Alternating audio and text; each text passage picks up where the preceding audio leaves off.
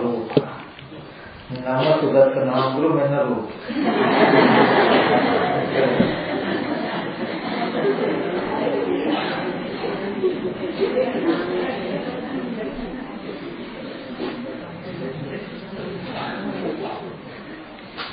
එතකොට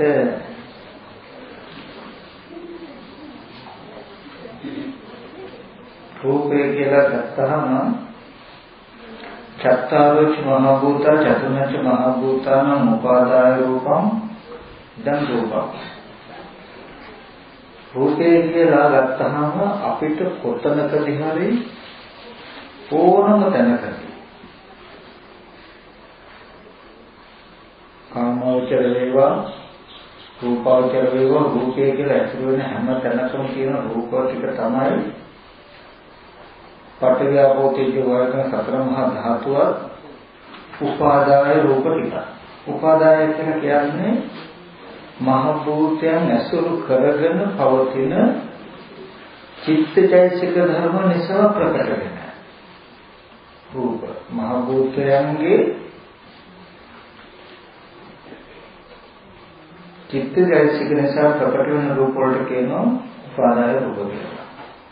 එතකොට දෙවියෙක් වේවා බ්‍රහ්මයෙක් වේවා මිනිසෙක් වේවා කොතනක හරි යම් රූපයක් තියෙනවා නම් මේ රූප ටික පිළිසින් දැක්කහම එයා දන්නවා රූපයේ තියෙන ප්‍රත්‍ය ටික. එතනදී රූප ටික හරියට අපිට පිළිසින් දකින්න පුළුවන් නම් අනාගාමී කියලා කියන්නේ මොකද රූපයේ ස්වභාවය එච්චර සියුම් මට්ටමටම යෙදෙනවා. දැන් අපි කියමු දැන් විඥානයේ නිරුද්ධ වෙච්ච මලමිණියක් ගන්න. ඒ මලමිණියක පඨවි ආපෝ තේජෝ වායු කියන සතර මහා ධාතු වල රූප විතරයි තියෙන්නේ. උපාදාය රූප කිසිම එකක් නැහැ. එතකොට ඒ කියන්නේ ඒ ශරීරයේ ඇසුරු කරගෙන පවතින චිත්තචෛතසික නිසායි චක්කු සෝත ගාන චිවා කාය කියන මෙන්න මේ රූප ටික ඉන්ද්‍රිය පුරුෂේන්ද්‍රිය ජීවිතේන්ද්‍රිය විඤ්ඤාති රූප කියන මේ රූප ඊට පස්සේ ලහුතා කියලා කියන්නේ සහැල්ලු කියලා. දැන් අපිට ශරීරයේ කිලෝ 60ක් විතර බර වුණාට අපිට මේ කුසගන්න බරක් දැනෙන්නේ නැහැ. මේ සිිතේ තියෙන ගතිය. දැන් අලිය කිලෝ කොච්චර බරද? අපිට අලිය උස්සන්න කරනකොට අලියට බරක් නැහැ. ඒ මොකද ඒ සිතෙන් තමයි ඒ රූපේ නිබර කරලා තියෙන්නේ. ඒකත් රූපයක්. ලෞකික රූපය. ඒකට කාමඤ්ඤතා රූප කියලා කියන්නේ හැම වෙලාවෙම සිතේ තියෙන ගති ටික මහ භූතයන්ගෙන් ප්‍රකට වෙනවා. උපාදාය රූපයේ ලක්ෂණය තමයි චිත්තචෛතසික ටික අසුර කරන චිත්තචෛතසිකයේ ගති ටික මහ භූත රූපයෙන් ප්‍රකටයි. දැන් මේ රූපේ නමන්න පුළුවන් කාමඤ්ඤතා රූපය. හකුරවන්න පුළුවන්. එතකොට මේ විදිහේ නම් සිලි බදන් මලමිණිය කියමු. නැතරම දුරිකෝ. ඒක කාමඤ්ඤතා රූපේ නෑ. එතකොට ඒක උපාදාය රූපය මහ භූතයන් නිසා මහ භූතයන් නැතුව උපාදාය රූපයකට පවතින නැහැ. හැබැයි අපි දැනගන්න ඕනේ චිත්තචෛතසික ටිකක් තියෙනවා. ඒ වගේ කොතනක හරි රූප කියලා යමක් තියෙනවා නම් ඒ හැම රූපයක්ම මහ භූතෝ මහ භූත නිසා විද්‍යමානයි. මහ භූත නිසා කියනකොට මහ භූත නිසා චිත්තචෛතසික ටිකටයි ප්‍රකට. නැත්නම් චිත්තචෛතසිකයන්ගේ ගතිය විද්‍යමානයි මහ භූතයන්ගේ කෙනක රටේ කියන්නේ. ඒකට කියව උපාදාය රූප කියලා. ඊට පස්සේ නාම කියලා කියනකොට වේදනා සංඥා සංකාර නැත්නම් චේතනා විඥාන කියන සතර නාමයේ ඒකට දෙකට බෙදලා චිත්තචෛතසික කියලා. එතකොට මෙතනදී මේ නාම රූප දෙක පිරිසිදු දකින්න අවස්ථා කීපයක් තියෙනවා. මොකද මුලින් ඖදාරික මට්ටමේ කාමවචර අපි මේ මොහොමගේ කියන මට්ටමේ ඖදාරික රූපයක් ඒකයස්ව කරන පොතේ නාම ධර්ම ටික බලන්න පුළුවන් අපිට.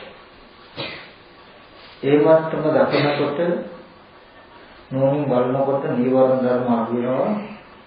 එතකොට අපි ඇහෙන් රූපයක් දකින්නවා කියන තැනක අරමුණක් ගන්නවා කියන තැනක නාම රූප ධර්මතා දෙකක් තියෙනවා. කන සත්‍යයක් අහනවා කියන තැනක නාම රූප ධර්මතා දෙකක් තියෙනවා කියන ටික ප්‍රකට වෙනවා. ඊට පස්සේ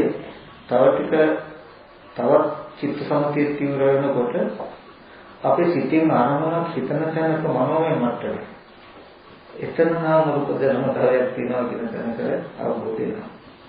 එතකොට මේ ආනන්දේ නිරෝධ වුණාම ඉතුරු ටික සම්ක්‍රමයෙන් අපිට අවබෝධ ලැබෙනවා. ඒ නිසා අපිට රූපයෙන් අපේ මනස මුදව ගන්න නැතුව නාම ධර්මයන්ගේ ගතිය කවදාවත් ප්‍රකට කරගන්න බෑ. ප්‍රකට වෙන්නේ නැහැ. වේදනාව කියන එක ගැන, සංඥාව කියන එක ගැන, චේතනාව කියන එක ගැන, විඥානය කියන එක ගැන අපිට මනෝමය මට්ටමක තමයි හැමදාම ඉන්න වෙන්නේ. එයි අපි රූපේටයි මේ ඔක්කොම ටික ඇඳගෙන රූපේටයි බැඳගෙන තියෙන්නේ. ඉතින් රූපේ අපෙන් අතහැරෙනකොට අපි උපමාවක් කළොත් දැන් අද අපිට වේදනාවක් ඇතිවෙන ක්ෂණිකව අතේ කැපුම කියලායි අපිට අතක් අහුවෙන්නේ. එතකන් අර මේ වේදනා චෛතසිකයේ ස්වභාවය වේදනාව කියන එක හටගෙන නිරුද්ධ වෙනවා කියන gati අපේ හිතට දැනෙන්නේ නැහැ. අල්ලගන්න බෑ. එයි අපිට මේ රූප වේදනාව මුල් කරගෙන රූපයක් හිතට ඇදෙන්නේ. ඒ නිසා රූපෙන් හිත මිදෙන මට්ටමට ගත්තහමයි අපිට නාම ධර්මයන් ගැන හොඳ අවබෝධයක් වැටහීමක් හිතට දැනෙන්න ගන්න. හොඳට නාම ධර්ම ටික ඇති වෙන්නේ. එතකොට පිළිසිදු මනස විතරක් කියලා ප්‍රකට වෙනවා. ඒක තේරුම් ගන්න පුළුවන්. ඒ නිසා තමයි මම හැම වෙලෙම දැනට ඕදාරක ශරීරය ගැන බලන්න කියන්නේ. කය අසුරු කරගෙන ඉන්න නාම ධර්ම ටික දල වශයෙන්, රළු වශයෙන් මෙනෙහි කරන්න කියලා මම මතක් කරන්නේ. ඒකෙන්ද නාම ධර්ම පිරිසෙන් දෙන ගැනීම කෘත්‍ය කරන්න නෙමෙයි, රූපේ දකින්න. ඒ රූපේ හොඳට බලන්න කනබන ආකාරයෙන් හැදුණු පටිවිආපෝතේ ජෝවායු කියන සතර මහා ධාතු වශයෙන් හෝ කුණපෝ වරසෙන් වශයෙන් බලලා ඒ බඳු අචේතනික කාය අතුරු කරගෙන පවතින චිත්තජයසික ටික නිසායි මේ කාය කවිඥානික වෙලා තියෙන්නේ, යෑමෙන් වෙන්නේ, රූපාදී අරමුණු දෙකින් වෙන්නේ කියලා. එහෙම නාම ධර්මයන්ගේ කෘත්‍ය ටික රූපෙට ඇඳන් නැතුව රූපේ ගතිය වෙන් කළා ගන්න දකිනකොට අපිට හුරු වෙනවා නීවරණ ධර්ම අඩු වෙන සිද්ධියට පුද්ගල භාවය අඩු වෙන නිසා නීවරණ ධර්ම අඩු වුණාම මොනවා හරි මේ රූපෙට ගැටුණා ශනිකම යාට හොඳට තේරෙනවා මේ ස්පර්ශ නිසා ඇතිවෙච්ච වේදනාව ආරම්භ කරගන්න පුළුවන්. එතකොට මේ නාම රූප ධර්මයේ පිරිසිදු දකින්න කියලා කියන්නේ වෙන මොකුත් නෙමෙයි, රූපේ යථා ස්වභාවය නොදන්නා කම නිසා, නාම ධර්මයේ යථා ස්වභාවය නොදන්නා කම නිසා මේ නාම රූප දෙකම එකතු වෙලා කරන ක්‍රියාදාමයන් තුළ අපිට පුද්ගල සංඥාවක් තියෙනවා. පුද්ගල සංඥාවක් කරනවා. ඒ පුද්ගල සංඥාව සත්ව සංඥාව මුල් කරගෙන, ආත්ම සංඥාව මුල් කරගෙන අපි ජරා මරණ දුක් විඳිනවා. එතකොට මේ සත්ව පුද්ගල සංඥාව දුරු වෙන්න තමයි අනර නාම රූප ධර්මතා දෙක නුවණින් බලන්නේ. එතකොට ඒ සත්පුද්ගල සංඥාව දුරු වෙන ක්‍රම තමයි මම කියවල ඕදාරික වශයෙන් නාම රූප දෙක බැලුවාම ඊට පස්සේ ඒ මට්ටමේ කෙලෙස අඳුනකොට ඒක සිව් මට්ටමේ. ඔතනදී මේ භාවනා කරනකොට ඔය විදිහට නුවණ මෙහෙ කරන්නත් ඕනේ. ඒකට අමතරව ඔය 28 රූපය ගැන ප්‍රභේදගත ස්පර්ශ වේදනා සංඥා චේතනා කියන විඥාන කියන නාම ධර්ම ගැන දැන අනුවාට දැනුමක් ඇති කරගන්න. දැනුමක් ඇති කරගත්තාම අපිට පුළුවන් ඒ දැනුම දැනගත්තදී ඔය විදිහට නාම ඕදාරික වශයෙන් පටන් අරගෙන ඉදිරියට යද්දී මේ ඒ වේදනාව උපදිනකොට හොඳට තමන්ට නොවනවා මේ ධර්මයේ නේද කියන කාරණා. ඒ විදිහට තමයි තින්තාව උත්තර ඕනේ.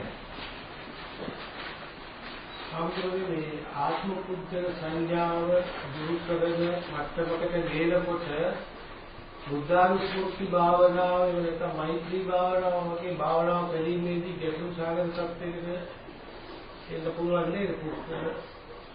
එහෙම ගැටළු සාගත සත්‍යයකට එන්න බැහැ. එන්නේ ඒ මොකද අපි ඉස්සෙල්ලා දැනගන්න ඕනේ මොනවාරි කමතරණ කරනකොට ඒකෙන් කරන කෘත්‍යය. දැන් පුද්ගල සංඥාව, සත්ව සංඥාව, ආත්ම සංඥාව ආදී මෝහය දුරු කරන්න හැම වෙලාවෙම තියෙන විදර්ශනා ඥානය. ඇත්ත ඇති දකින්න. බුදු ගුණ, අසුභය, මරණය වගේ කමඨහන් වලින් අපි බලාපොරොත්තු වෙන්නේ නීවරණ ධර්ම දුරු කරගන්න චිත්ත සමතය. ඒ චිත්ත සමතය උදව් කරගෙන අපිට නාම රූප ධර්මයන් බලන්න පුළුවන්කම තියෙන නිසා ඒක ඇහිලා නැති නිසා ගැටලුවක් වෙන්නේ නැහැ. ආනාපාන සතිය වැඩුවත් දුදුන භාවනාව කළත් අසුභේ මෛත්‍රී භාවනාව කළත් මේ හැම එකම අපි කලේ මොකද්ද චිත්ත සමතයක් ඇති කරගන්න. මොකද චිත්ත සමතයක් ඇති කරගත්තේ සත්පුද්ගල භාවයෙන් අපිට හැඟෙන දැනෙන මේ නාම රූප ධර්මයන්ගේ යථා ස්වභාවය තත්ත්වාකාරයේ දැක ගන්න උපකාර වෙනවා. ඒ නිසා ඒක ගැටලුවක් වෙන්නේ අපි මේ කමඨහන තුලින් පුද්ගල භාවයේ සත්‍ය භාවය දුරු කරන්න බලාපොරොත්තු වෙනවා නම් ඒ වැරදිවට ගත්ත අදහස වැරදි. තේරෙන්නේ නැද්ද? මෛත්‍රී භාවනා කරනකොට අපිට පුද්ගල සංඥාව ගන්න වෙනවා නේද? පුද්ගල සංඥාව ගන්න වෙනවා. ආනාපාන සතිය වඩද්දි පුද්ගලයා ඉන්නවා. බුදු ගුණ සංඥාව වඩද්දි පුද්ගලයා ඉන්නවා. මෙතනින් ඒ කියන්නේ ඉනිමගේ ආරම්භය වටන්න ඕනේ. මම කියන්නේ හොඳට තේරුම් ගන්න මේ කාරණාව කියලා. මානසිකාරයේ නැතුවට බුදු ගුණ අසුභය මරණය මෛත්‍රී કોઈ කමටහන වඩද්දිත් වඩන්න මේ කාලේ හොඳට ඉන්නවා. මේක ඒ පුද්ගල භාවයේ තුල ඉඳගෙන ඇති කරගන්න චිත්ත සමතිය උදව් කරගෙන ඒ පුද්ගල භාවයෙන්ම නසන්න ඕන. එතකොට තණ්හා නිස්සහය තණ්හා පරතබ්බා. තණ්හාව ඇසුරු කරගෙනම තණ්හාව නසන්න කියලා බුදුරජාණන් වහන්සේ දේශනා කරනවා. ආහාර නිස්සය ආහාරම් පහතබ්බා. ආහාරය ඇසුරු කරගෙනම ආහාරය නසන්න කරන්නේ. මේ වෙන ක්‍රමයක් නෑ. දැන් පුද්ගල අපිට පුළුවන් අනාත්මයේ ඉඳලා ආත්ම සංඥාව නැති කරන්න. එහෙම නැති වුණේ නැහැ. අනාත්ම කියන ආත්ම සංඥාවක් නැහැ.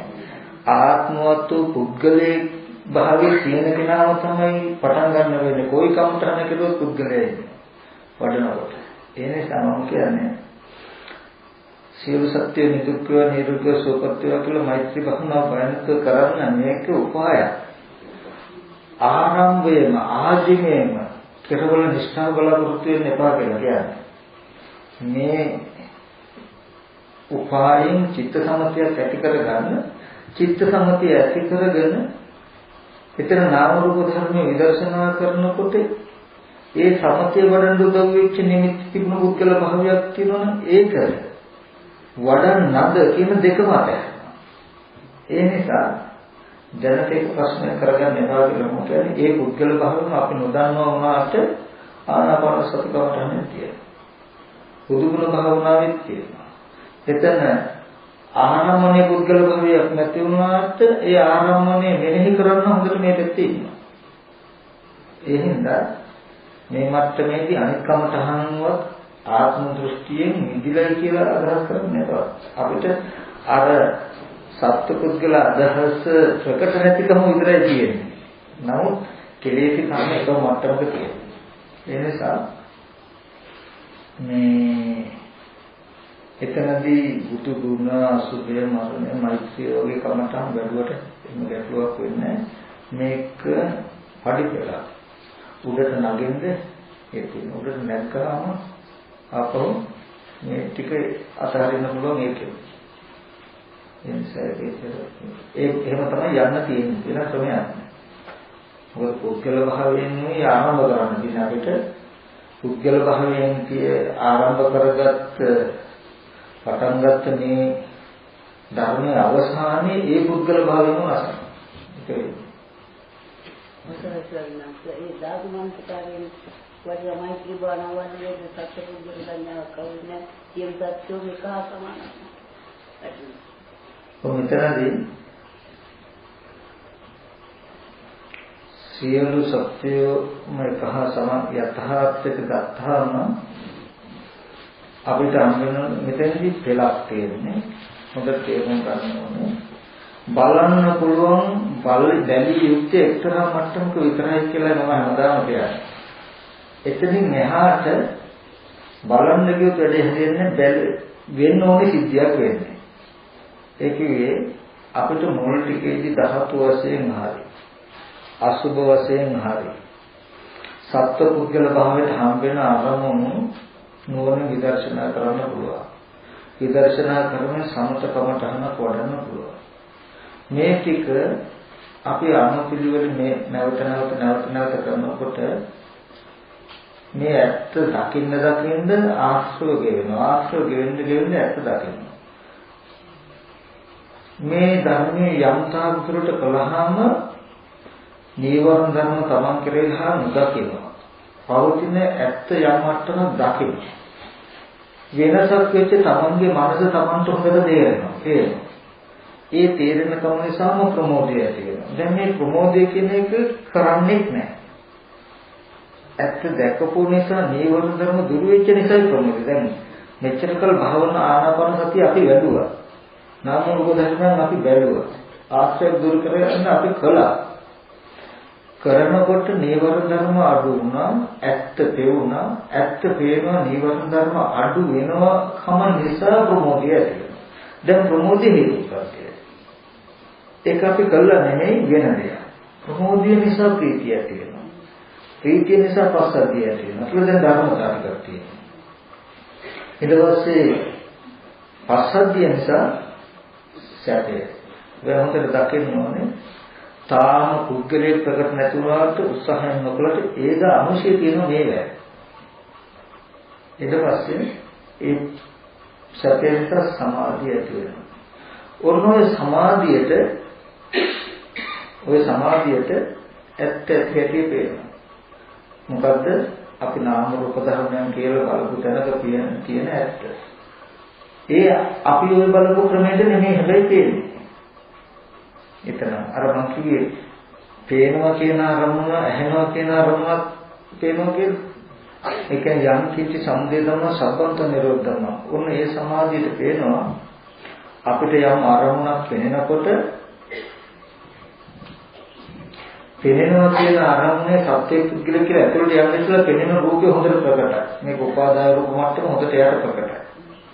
මේ පෙනෙන දේද පෙර නොතිබීමයි හටගත්ත කියන එක පේනවා. පෙනෙන දේ පෙනීමෙන් පසු ඉතුරු නැතුව නැති වෙනවා කියන එක පේනවා. අහන දේ පෙර නොතිබීමයි හටගත්තේ.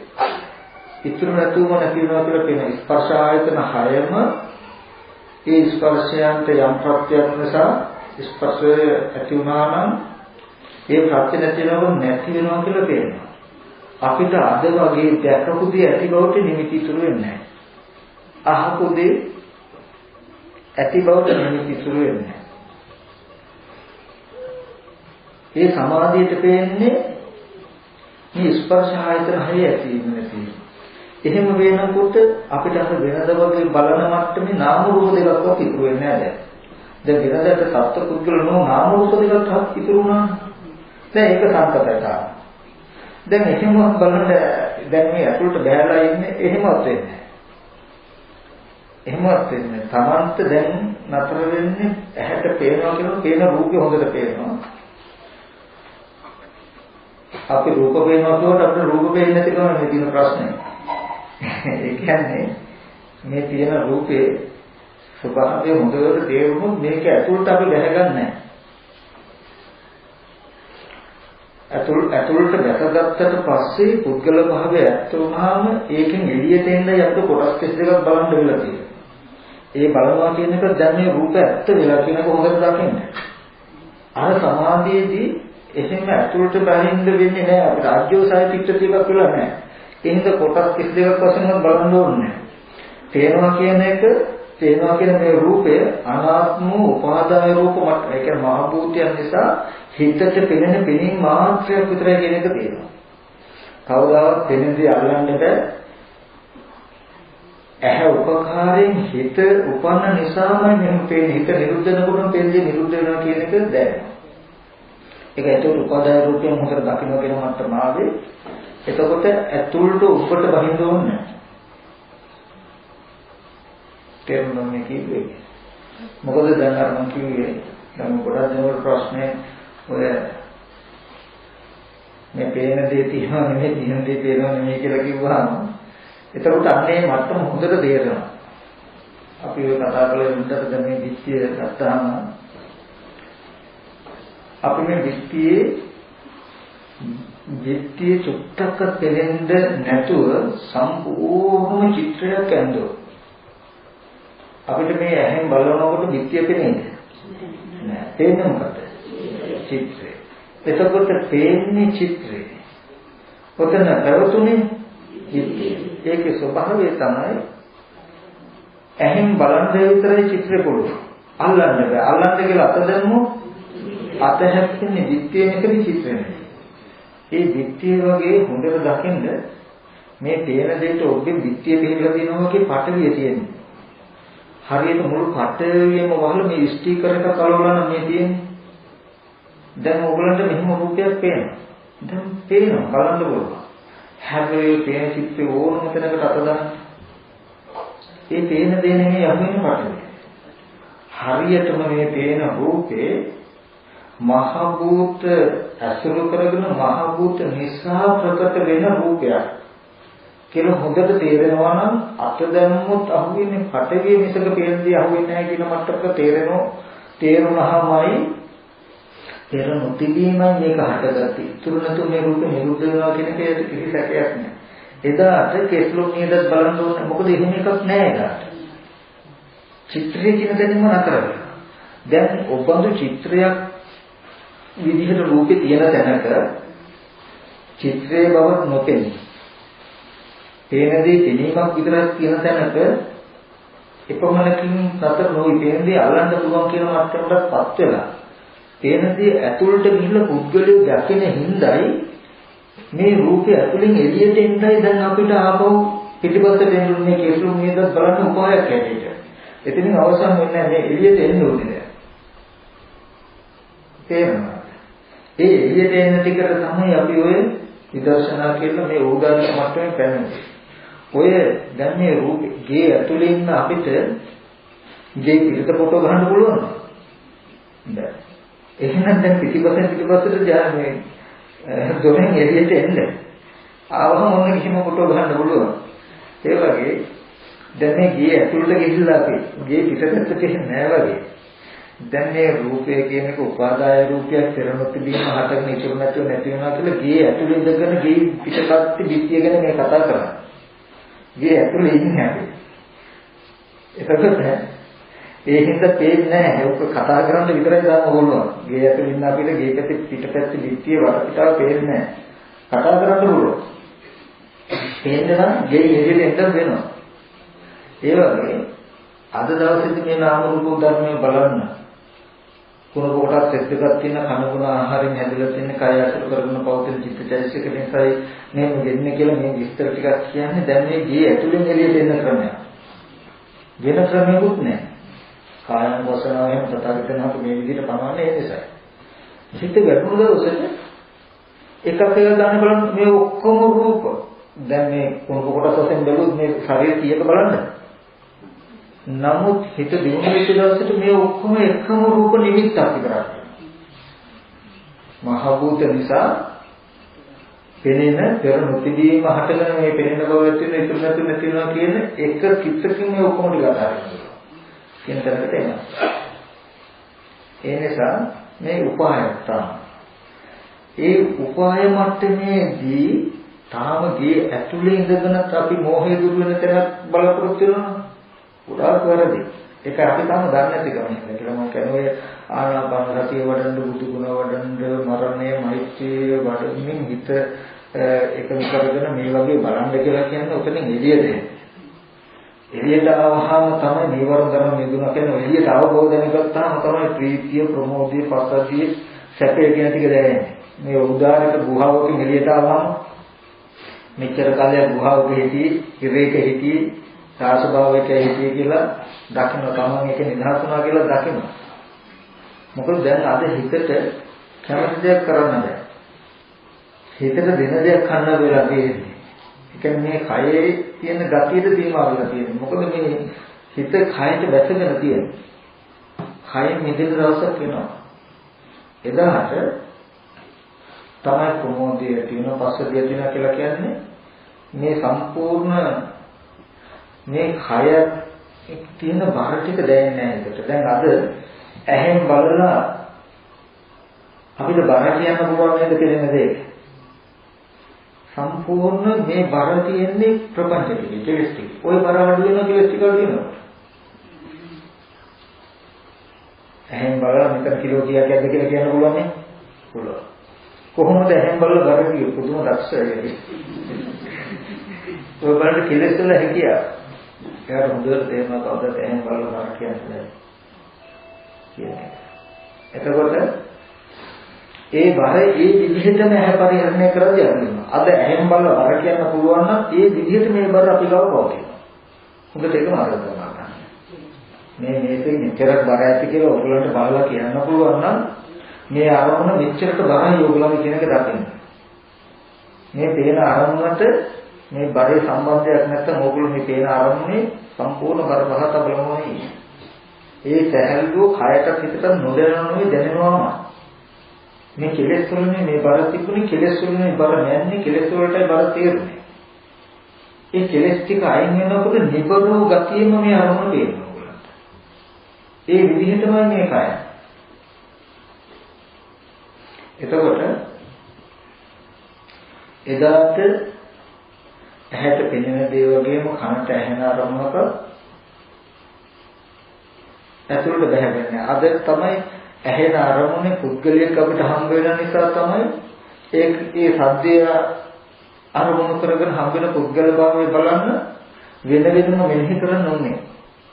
එදාට 1000ක් දෙන එකවරට ඇහුවොත් එයාට එකම ශබ්ද නිමිත්ත ඒකද මහ භූතයන් නිසා හටගත් එක චිත්තජයසිකට විකට ගැටුනේ කරනොතිලි මට මේක නැති වෙනවා කියන තරකින් බලන්න පුළුවන් සද්දය කියන එක ඇත්ත වෙලා ඇතුළට ගිහිල්ලා නැති එක එළියට එන්න බලන්න කියලා උපායකුත් නැහැ. මේ වගේ ඔන්න ඔය මට්ටමට හිත වැඩුණාම විදර්ශනා කරන බව විදර්ශනාව නාම රූප ධර්මයෙන් බලන බව ඒකම ගති ටික ඔක්කොම වෙනස් වෙනවා සම්පූර්ණ. ඊට පස්සේ ඒ මට්ටමේදී තමයි මේ අනිත්‍ය කියන එක පේන්නේ, දුක පේන්නේ, අනාත්මය පේන්නේ. ඒකයි හටගෙන නිරුද්ධ වෙන ධර්මයන් ඇති බවට අරගෙන ඒක තුල නැසගෙන සත්පුද්ගලය භාවයකට ඇති කරගෙන ඒ තුල තව නෑදෑකමක් ඇති කරගෙන කෙලස් ටිකකින් විඳ දුක ගැන හොඳට කලකිරෙනවා. අර නාම රූප දෙක දකින මට්ටමේ කලකිරීමක් තිබුණා. මේ නාම රූප දෙක පුද්ගලයෙක් සත්‍යයක් අම්මා කියලා දැකලා අපි මෙච්චර දුක් විඳ නේද කියලා කලකිරීමක් තිබුණා. ඒ මට්ටම ඇති ඒ මට්ටම. ඒ මට්ටම හේතු ඊට පස්සේ ඒක දැන් මාර්ග හතරක් තියෙන්නේ. නිකන් නෙමෙයි. ඒ මට්ටම මේ ධර්මතාව ඔක්කොම සත්‍ය විසුද්ධිය නම් ඒ හතේම යම් මට්ටමකේ මට්ටමේදී කරේ. ඒ හතම තව මට්ටමේදී තව ටිකක් වැඩෙනවා. විදර්ශනා ඥාන ප්‍රථම මාර්ග මට්ටමේදී මේ ඥාන නමේම යම් මට්ටමක් වැඩෙනවා. ඊගා මට්ටමේදී මේ ඥාන නමේම යම් මට්ටමක් වැඩෙනවා. ඒ වගේ අන්තිමේදී මේ ස්පර්ශ ආයතන හයම නිරෝධශේෂ නිරෝධය පේනවා. කියන්නේ පෙර නොතිබීම හටගෙන ඉතුරු නැතුව නැති වෙනකොට දකින්න යම් කිංච සමුදය ධම්ම සබ්බත නිරෝධං කියලා දකින්නවා නම් මෙන්න මේ දැකීමට තමයි සමාධිත්‍ය කියන්නේ ඇත්ත ඇති දකින්න. ඒ ප්‍රබෝධයන් ඒ දැකීම තමයි කලකිරෙන්න හේතුව. ඒ කලකිරීම තමයි මිදෙන්න හේතුව. මිදීම තමයි නොයලෙන්ද හේතු නොයලෙන් තමයි මිදෙන්න හේතු. මිදුනහම මිදුනා කියන්නේ ඥාන දර්ශනය ඇති වෙන්න හේතු. ඒ මිදීමේ ඥාන දර්ශනයට හසු වෙන්නේ මොකද්ද? අනුත්පාද බව. කෙලෙසුන්ගෙන් ආශ්‍රයෙන් මිදුනහම දුක නූපදිනව නේද දැන්? දුකෙන් මිදුණා නේද? ඉපදීම නැති කරලා නේද කියන මට්ටම අල්ලගන්න පුළුවන්. අර ඉස්සලා කතා කරපු මට්ටමේදී ඔය ඔක්කොම තියෙනවා. කලකිරලා ඒ මට්ටමේ නොයල්ල ඒ මට්ටමෙන් මිදෙනවා. මිදුනහම මිදුනා කියන ඥාන දර්ශනයක් වෙන ඒ මට්ටමේ යම් ධර්මයක අනුපාත බවක් වෙනවා. යම් ධර්මයක නොහට ගන්න බවක් වෙනවා. මේ වගේ ස්පර්ශ ආයතන 6ම නිරෝධශේෂයෙන්ම නිරුද්ධ වෙන තැන දකින්න පුළුවන් මට්ටමටම එළඹ සිටියාම අත්‍යකටියුක්තක් නැහැ කියනවා. එතකොට මේ විදිහට අනුකූලව වෙනවනේ සිද්ධියක් තියෙනවා. අවසන් සාමාන්‍යයෙන් දැන් අපිට ආයතනයක් උපදිනකොටම ඇහැ උපද ඇහැ කියන පැහැදිලියක් දකිනකොටම අපිට කෙනෙක් කියලා එන්නේ අර මුල අපි මේ නාම රූප අපකයි අර ස්වාමීන් වහන්සේ කිව්වෙද නාම රූප නොබලපු නිසා වෙන්න ඕනේ නේද? ඒ ඖදාරික මට්ටමේ මෝහයේ රඩුකම තියෙන නිසාමයි ඇහැට පෙනෙනකොටම අර සංයෝජනේ යෙදෙන්නේ. උපදින්නේ. එතකොට ඒ සංයෝජනය දුරු කරන්න ගේ ඇතුලේ ඉඳගෙන පිටත දිට්ඨිය ගැන කොච්චර කතා කරන්න විතරයි පුළුවන් දකින්න බෑ වගේ මේ පුද්ගලයේ හම්බ වෙන තැනක ඉඳගෙන පෙරමුතිදීම හටගෙන ඉතුරු නැතුව නැති වෙනවා කියලා කියන්න නම් පුළුවන් දකින්න. එතකොට අපි දත යුතුයි එහෙනම් ගෙයින් එළියට එන්න ඕනේ. ඒ වගේ ගෙයින් එළියට එන්න ක්‍රමයක් තියෙනවා. ඒ වගේ තමයි දැන් පුද්ගලික භාව සත්‍යයක් නැහැ කියලා ගතලා දැම්මට හරියන්නේ නැහැ. පුද්ගලයා සත්‍යය හම්බෙන තැනක නැත්තම් ඒකට හේතු දක්වන්න ඕනේ. නඩුවක් ගන්නකොට කවුරු හරි අපිට විරුද්ධව අපි නිර්දෝෂී කියලා ඔප්පු කරලා පෙන්නන්න වෙනවා. දැන් මම හොරකම කරුවේ නැහැ කියලා හරියන්නේ නැහැ. වචනේ හරියන්නේ නැහැ. එහෙනම් ඒකට හේතු පෙන්නන්න වෙනවා නේ. ඒ වගේ සත්‍ය පුද්ගලයෙක් නැත්තම් නැහැ කියලා හරියන්නේ නැහැ. එහෙනම් හේතු දක්වන්න වෙනවා. ඇයි නැහැ කියන්නේ? මොකද්ද හේතුව? හොඳට හරියට විනිශ්චයකරතුමාට අවබෝධ වෙන විදිහට ඔප්පුගේ පොත් විතරයි දිනන්න පුළුවන්. නැත්නම් දිනන්නේ මාර්ගයක ගතවලා. දැන් මාර්ගය කියනවා නඩුවක් දාලා දින්න අපිට. සත්‍යයේ ඉන්න පුද්ගලයෙක් ඉන්නවා කියලා. අපි කියනවා නෑ සත්‍ය පුද්ගලයා නෑ ධර්මතාවයක් කියලා. කිව්වට හරියන්නේ නෑ. දැන් ඔප්පු කරලා දෙන්නද? ඒ ඔප්පු කරලා දෙන්නද තමයි ඔබට කියන්නේ ආහාරවත් වෙන හටගන්නේ ඈ එතකොට තියෙන්නේ මෙන්න කේසලොම් නියද ධම්මස්නාරනේ ඔප්පු කරන්න දෙන සාධක තමයි. කරුණ. ඒකම යනවා කියලා පෙමුණට බලන්න මේ අසුරු කරගෙන චිත්තචෛතසික තියෙනවා. ඒකද හටගෙන තියෙන මේ වගේ ප්‍රත්‍යයකින් ඒ වගේ ප්‍රත්‍යයෙන් හටගත්ත චිත්තචෛතසික මේකයි අසුරු කරන නිසා මේ කය මෙහෙම වෙලා තියෙන්නේ. ඒකයි අසුරු කරගෙන පවතින චිත්තචෛතසික ටික නිසා යෑමේම වෙන්නේ. ඒක නිසා මේ කය ඉදිරිය යනවා වෙන්නේ. දැන් මේ හොඳට නඩුවේදී අපි ඉදිරිපත් කරනවා අපි ඒ අනාත්මයි කියන තියෙන හේතු ටික. එතකොට එයා සාධාරණ විශ්චය දෙනවා. ඒ කියන්නේ අපි පෙන්නන කරුණු සාධාරණයි නම් ඒක පිළිගන්නේ. එතකොට ඒ නිසා නිකම්ම අල්වහම කරනවා කිව්වේ මේ ඇත්ත ඔප්පු කරලා පෙන්නන්න වෙනවා. එතකොට ඕගොල්ලෝ මගදී අතහැරලා දානවා කියන්නේ ඕගොල්ලෝ පරාදයි මාර්ගය දෙනවා. නඩුවේ. ඉතින් යම් කෙනෙක් නඩුව ලේසියකට අතහරින්නේ නැහැ.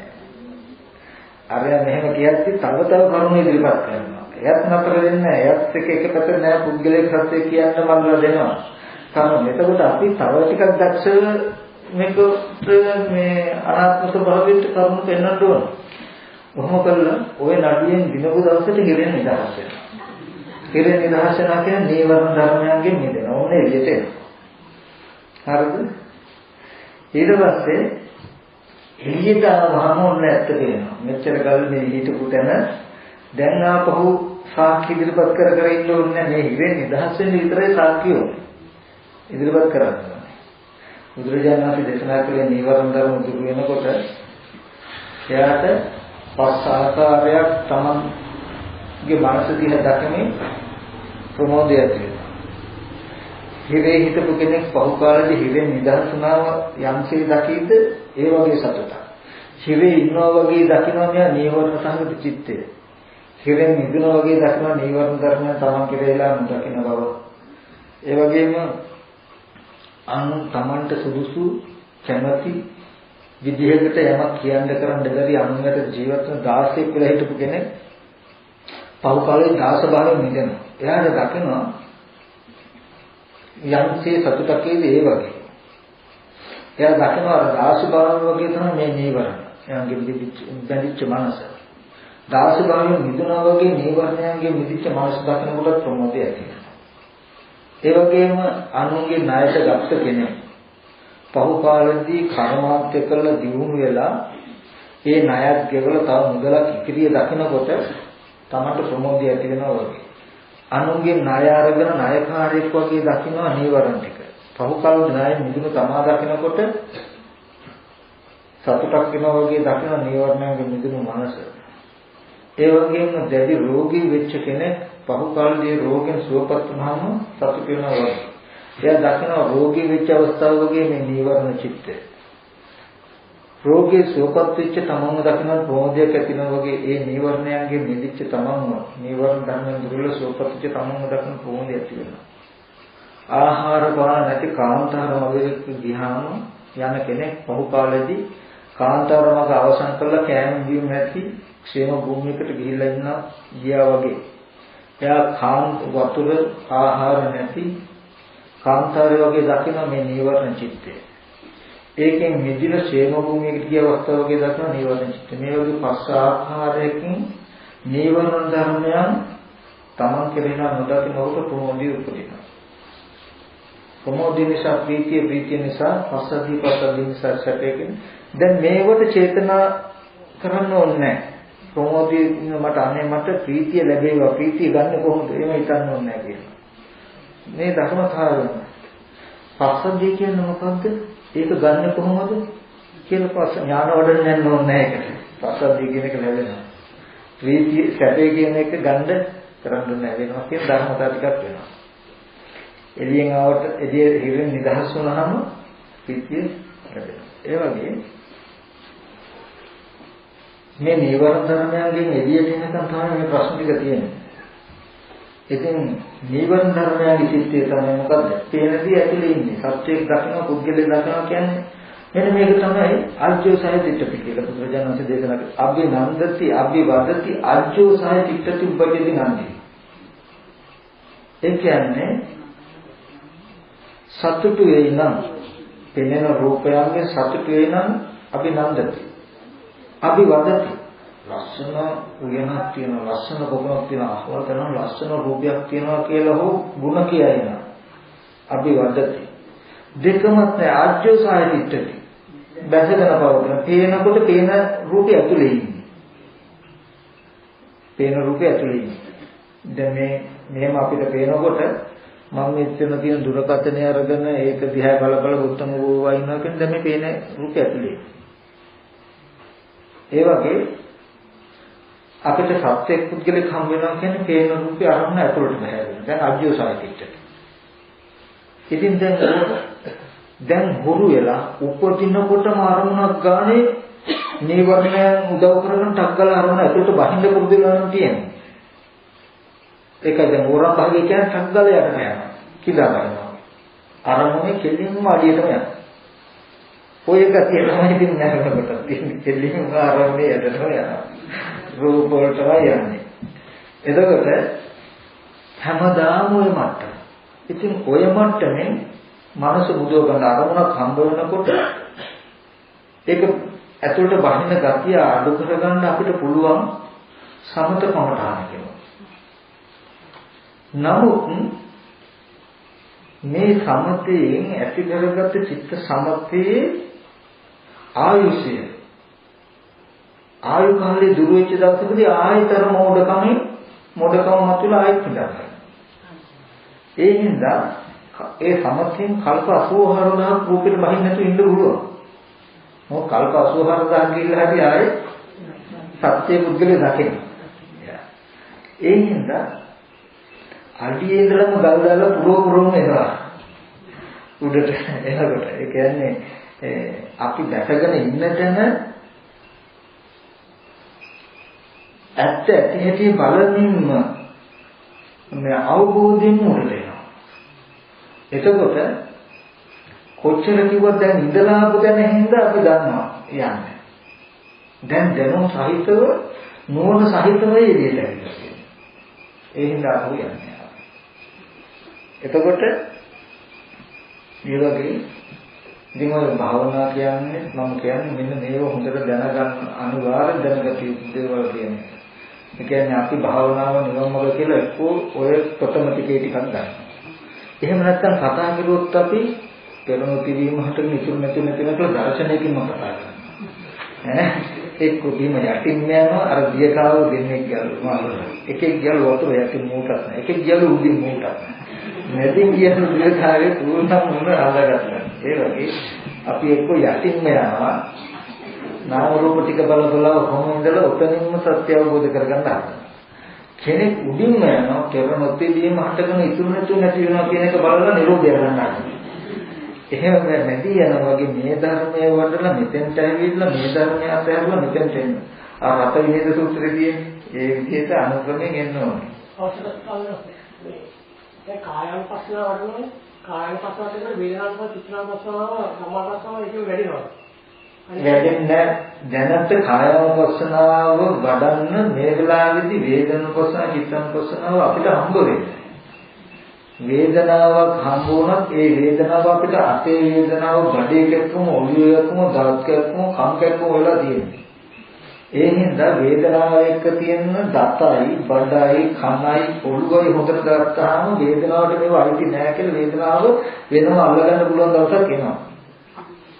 ඒ නිසා ඔතෙන්දී චරිත තියෙනවා සමහර අය ඉන්න දික්ටි චරිත තියෙන අය මේ කය ස්වභාවයෙන්ම කයේ වේදනාවක් ඇතිවෙනකොට කයට ඇඳන්තු වේදනාව විතර බල ගන්න පුළුවන් මට්ටමක් තියන අය ඉන්න පුළුවන්. එහෙම අයදී වේදනාව ස්පර්ශ නිසා හටගෙන ස්පර්ශ නැතිව කියලා බැලුවට කමක් නැහැ. ඒද හැබැයි හොඳට අපි කයේ බලපු කෙනා ඒ වේදනාව බලන කෙනා තාම මේ ඇතුළේ නෙවෙයි තමයි මේ කරන්නේ. කෙනාට පුළුවන් මට්ටමේ කය බලනකොට වඩා හැම වෙලේම වේදනාව බලලා ඉන්න පහසු කෙනෙක් ඇති. වේදනාව බැලුවා කියලා එයා කෙලින්ම මොහොතකට එකපාරට ඇවිල්ලා නැහැ. එන්නේ තාම බලන්න පුද්ගලයා ඉන්නේ. එතකොට කය අතහැරුණාම වේදනාවල ස්වභාවය හැම කෙනෙකුටම බලන්න පුළුවන් මට්ටමට එනවා. සමහර චරිත නානත්වයේ මත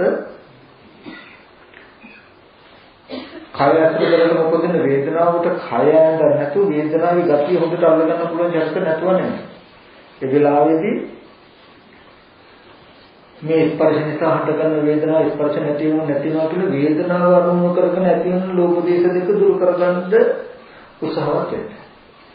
ඒ ආත්මේ ඊගා වරමුණේදී රූපය හම්බෙන්න පුළුවන්. ඒකකොට රූපය යත ස්වභාවය බලන්න. එහෙනම් මාරු කරලා බලන්න ප්‍රශ්නයක් නැහැ.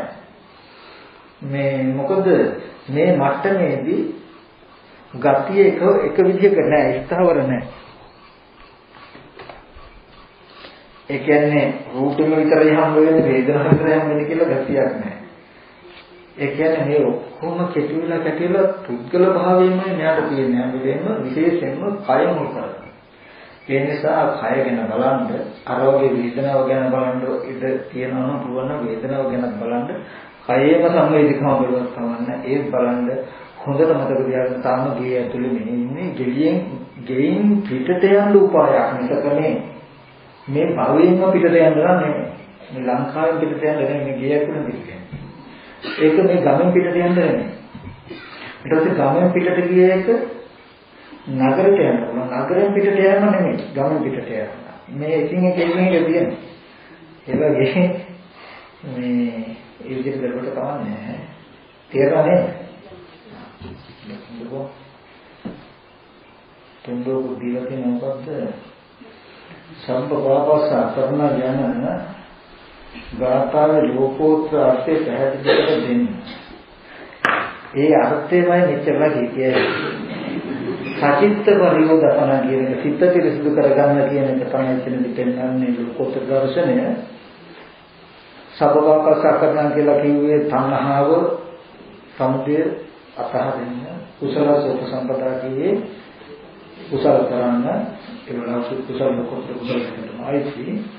ඊට පස්සේ හිත පිරිසිදු කරන්න, හිත පිරිසිදු කරන එක තමයි හිත අපිරිසිදු වෙලා තියෙන නීවරණයන්ගෙන් සහ ආමිෂයන්ගෙන් ඒ දෙයාකාර අපිරිසිදු බව දුරු කරන්න, දුරු කරලා හිත පිරිසිදු කරගන්න, ඒකට වඩාන සම්ප්‍රේදර්ශන. ඒක ගැන මම ඉස්සෙල්ලා කතා කළේ. එහෙනම් ඒ ප්‍රශ්නේ තමයි. අනිමිත්ත බවමයි ඉස්සෙල්ලා අල්ලගන්නන්නේ. දැන් මම ඊයේ කිව්ව අනිමිත්ත බව නෙවෙයි අපිට ඕනේ. අනිමිත්ත බව කියන ධර්මතාවය අපි හිතන අනිමිත්ත බව නෙවෙයි. අනිමිත්ත බව හොතට දකින්න. අර අනිමිත්ත බව අරමුණු කරන එකයි අනිමිත්ත බව සාක්ෂාත් වෙන එකයි අතර ලොකු වෙනසක් තියෙනවා. මේ කිසිම දෙයක් අරමුණු නොකොට නිමිති නැති ගතිය හිතට හුරු කරන්න පුළුවන් අපිට. කිසිම අරමුණක් නොගෙන ඔය උපේක්ෂා විනා හුරු කරන එකේ හොඳට හුරු කරන්න පුළුවන්. හැබැයි ඔයගොල්ලෝ හුරු කෙරුවේ අනිමිත්ත කියන මට්ටමේ ඖදාරික නිමිති නැතිකමට සාපේක්ෂව අපිට අනිමිත්ත වුණාට යථාභූත ධර්මතාවයට සාපේක්ෂව මේ සිවුම් මට්ටමද එක්තරා නිමිත්තක්. හොඳට ඒක දකින්න. අපි හිතාගෙන හිටපු මෙච්චර කාලයක් ඉන්න රළු වස්තුන්ට සාපේක්ෂව අපිට දැනෙන්න පුළුවන් අනිමිත්ත බව. නිමිති නැහැ කියලා. ඒ අපිට දැනෙච්ච නිමිති නැති වුණාට නොදැනෙච්ච මට්ටමේ නිමිත්තක් දැන් ඉපදිලා. මේ අනිමිත්ත බව කියන එක. එතකොට නිමිත්ත සහ නිමිත්ත බලන්න හොඳට ඉන්නවා. ඒක කිසිම දෙයක් නැති වුණාට. ඒ කිසිම දෙයක් නැති මෙච්චර කාලයක් ඇතිලා තිබුණු අපේ මනසට සාපේක්ෂවයි. එතකොට දැන් මේ අනිමිත්ත බව කියන ධර්මතාවය තුල අනිමිත්ත බවත් අනිමිත්ත බව අරමුණු කරන බලන්නත් හොඳට ඉන්නවා. අපිට පුළුවන් නම් මේ අනිමිත්ත බව තේරෙනකොට මේ අනිමිත්ත බවද බාහිර අනිමිත්ත බවක් කියලා තබන්න නැතුව මේ අනිමිත්ත බව දැනෙන්නේ අනිමිත්ත බවට අරමුණු කරපු නිසා චිත්තචෛතසික ටිකකින්ම අනිමිත්ත බව උපද්දලයි අනිමිත්ත බව අරමුණු වෙන්නේ කියලා දකින්න පුළුවන්. ඒ කියන්නේ දැන් අනිමිත්ත බව අපිට දැනෙන්නේ අපි නිමිති නොගෙන හිත හුරු කරපු නිසා හිතින් උපදපු දෙයක මේ අනිමිත්ත බව අපිට. මේ අනිමිත්ත බවට සංකතයි පරිසම්පන්නයි මෙබඳු ප්‍රත්‍යකුනේ මේ අනිමිත්ත බව උපන්නේ. ප්‍රත්‍ය නැති වෙනවා කියලා බලනකොට ඒ අනිමිත්ත බවත් අතහැරලා අනිමිත්ත බවක් සාක්ෂාත් වෙනවා. එතකොට ඒ සාක්ෂාත් වෙන එක මේ නිමිතිත් නෑ. ඖදාරික නිමිතිත් නෑ. සියුම් අනිමිත්ත බව කියන එකත් අතහැරනකොට අනිමිත්ත වෙනවා. ඒක අසංකතය වෙනවා. ඒක කවදාවත් ගන්න බෑ. මේ අනේ සාක්ෂාත් වෙන්න ඕනේ එකක් විතරයි. ඒක නම් උතුම් බොහෝ සියුම් සිද්ධියක් තියෙන්නේ. අපිට පුළුවන් හැම වෙලාවෙම යමක් බලන්න, හොයන්න, අල්ලන්න මේ හිතට හොඳට උරුයි. නමුත් කිසිම දෙයක් උපාදාන වශයෙන් නොගෙන ඉන්නවා කියන ධර්මතාවය හොරන්නේ. මොකද යමක් අල්ලගත්තාම හොඳට හපන්න පුළුවන්. දැන් ඔය අවුරුදු වලට එහෙම තියෙන්නේ බලන්න පණස් කියන තරම අතපය දැදලා පණස් ගෙඩිය දුන්නා මොනතරම් අමාරුවකින්ද කන්නේ කියලා. අතපය වෙහෙලා දුන්නා පණස් ගෙඩිය කට්ට දෙකට කනවා. ඒ වගේ මේ අරමුණු අල්ලගත්තාම හොඳට ඉර රාග වශයෙන් දේශ වශයෙන් හැතරෙන්න පුළුවන්. ඔය හුරුවට මොන මට්ටමකට හරි අපි අර්ථකථන දිදී හිතට එකක් අල්ලගන්න ඉඩ හදාගන්නයි හදාන්නේ. ඒ හින්දා දැන් අනිත්‍ය වාදයට කිසි අපහසුකම් තොරව බලන අනිමිත්ත බවක් තියෙන අපිට අදගෙන ඉන්න පුළුවන්. අනිමිත්ත බව කියලා හිතන්න දෙන්න පුළුවන්. නමුත් මේ අනිමිත්ත බවද පටිච්ච සමුප්පන්නය ප්‍රත්‍යයෙන් හටගත්ත මේ අනිමිත්ත බවද නැති වෙනවා කියලා ඒ අනිමිත්ත බවද පෙරමති බීම හටගෙන ඉතුරු නැති වෙනවා කියලා දැක්කොත් ඇතිවේ අනිමිත්ත බවක්. ඒක අපි අල්ලගෙන මේ අල්ලලා නෙමෙයි ඉදී සාක්ෂාත් වෙනවා. එතකොට ඒක විඳින්න පුළුවන් කමක් නැහැ. ඒකයි අද යමක් අල්ලලා විඳලා හුරු මනසට අර නිකන් මදි ගතියක් වගේ අපිට. නමුත් එතන තියෙන සැපය අධිකතර සැපයක්. ඉතින් ඔබ තමයි කියන්නේ. එහෙනම් මේ අනික ඔය අනිමිෂ්ඨ බව ශුන්‍යත බව කියලා සංකල්පනම ගන්න එපා. තමන් තුළ මේ ඥාන දර්ශනය බලාගෙන යන්න. හැම වෙලාවෙම කෙලෙස් ප්‍රහාණය අකෝප්‍ය බව කෙලෙස් නැතිවීම වෙනස් වෙන්නේ නැති දැනකටපත් වුණා කියන තියෙන සාක්ෂිය තමයි තමන් තුළ එළඹ සිටින මේ නුවණ. අපි කියමු මේ රූපේ නාම රූප ධර්මය දකින්දයි අපිට මෙතන පුද්ගලයෙක් ඉන්නවා කියන මේ මට්ටමේ මගේ මනස නිදුනා නේද කියන්නේ ආයේ මේ මට්ටම උපදින්නේ නැහැ කියන තියෙන සාක්ෂිය තමයි දැන් පෙනෙන මට්ටම දැකලා. එහෙම නැතුව පෙනෙන මට්ටමක් නැතුව පුද්ගල භාවය නැති වෙන්න පුළුවන්. නැති වුණාට ඒක කෝප්‍ය ටික කාලයකට විතරයි සමතේක ලක්ෂණය. විදර්ශනාවේ ස්වභාවය තමයි ඇත්ත දකින්න නිසා පිළිදෙන්නේ නැති වෙලා. දැන් කෙලෙස් යටකලා කියන්නේ දැන් අපි කියමු මට පුළුවන් මේ වටාපත කියලා මේක දිහාම බල ඉන්නවා. යද්දීදි හිතට මේ නිමිත්ත හදන හිතන්නේ වටාපත කියලා. යම් වෙලාවක කියද්දී නීවරණ ධර්ම දුරු කරලා කිසිම ආරමුණක ඇලෙන්නේ නැති ගැටෙන්නේ නැති මේ රූපයන් ඇතුළට බැස ගන්නෙත් නැති ගතියක් මට හදාගන්න පුළුවන්. එදාට කාම භූමියේ අනිත්‍ය වෙන විදිහට මේක ඇක්ට කරන්නේ මේ ඇලෙන්නේ ගැටෙන්නේ උපේක්ෂ මනස කෙලෙස් නැහැ රාගය නැහැ ද්වේෂය නැහැ. නමුත් මේ රාග ද්වේෂ නැතිකම අකෝප්‍යයි වෙනස් වෙන්නේ නැහැ කියලා කියන්න මට ශක්තියක් නැහැ. මම මොකෙත් පාදයකද කියන්නේ. අද නැති වුණාට හෙට දවසේ උපදින්න පුළුවන් හේතුවම නැති කළා නෑ. අද නෑ. නැති බවමනකින් කෙලෙස් නැති බවමනකින් කියන්න බෑ. මේ ගතිය මට කොච්චර කල්ප 84000 කරන රාගසිතුවිල්ලක් තරහසිතුවිල්ලක් ඇතිවෙනවද උත්තරගත්තේ. නම් කල්ප 84000කින් හරි මේ කෙලෙස් ඇති නැයි. මේ කෙලෙස් ඇති වෙන්න තිබුණු හේතුව නැති කරලා නෙමෙයි මේ කෙලෙස් නැති වෙලා තියෙන්නේ. කෙලෙස් නැති කරන්න නෙමෙයි අවශ්‍ය වෙන්නේ. ඒක ඇති කරන්න තිබුණු හේතුව නැති නේ හේතු ගන්න. මොකද්ද මෝහය? අවිද්‍යාව අනුසය. මේ තණ්හා අනුසය අවිද්‍යාව අනුසය නැතිනකොට මේ දුක නැවතත් උපදිනවා. ඒ නිසා මේ පෙනෙන වස්තුන්ගේ ඇත්ත ඇති හැටි බලලා ඇත්ත ඇති හැටි දැකලා රාගයක් නැති ද්වේෂයක් නැති මනසක් මම හදාගන්නවා. රාග ද්වේෂ මංගාව නැහැ. නැති බවක් තේරෙනවා. මේ කෙලෙස් ටික නැවත හටගන්නේ නැහැ කියනත් මට ශක්තියක් තියෙන වෙනමුත් නෙමෙයි. කෙලෙස් ඇති කරන අරමුණ ගැන මට නුවණයි ඇති. අන්න ඒකයි මේ ශාස්ත්‍රයේ ඥාන දර්ශනය අපෝක්ෂ වුණොත් තමයි ඒ චේතු විමුක්තිය අපෝක්ෂ වෙන්නේ.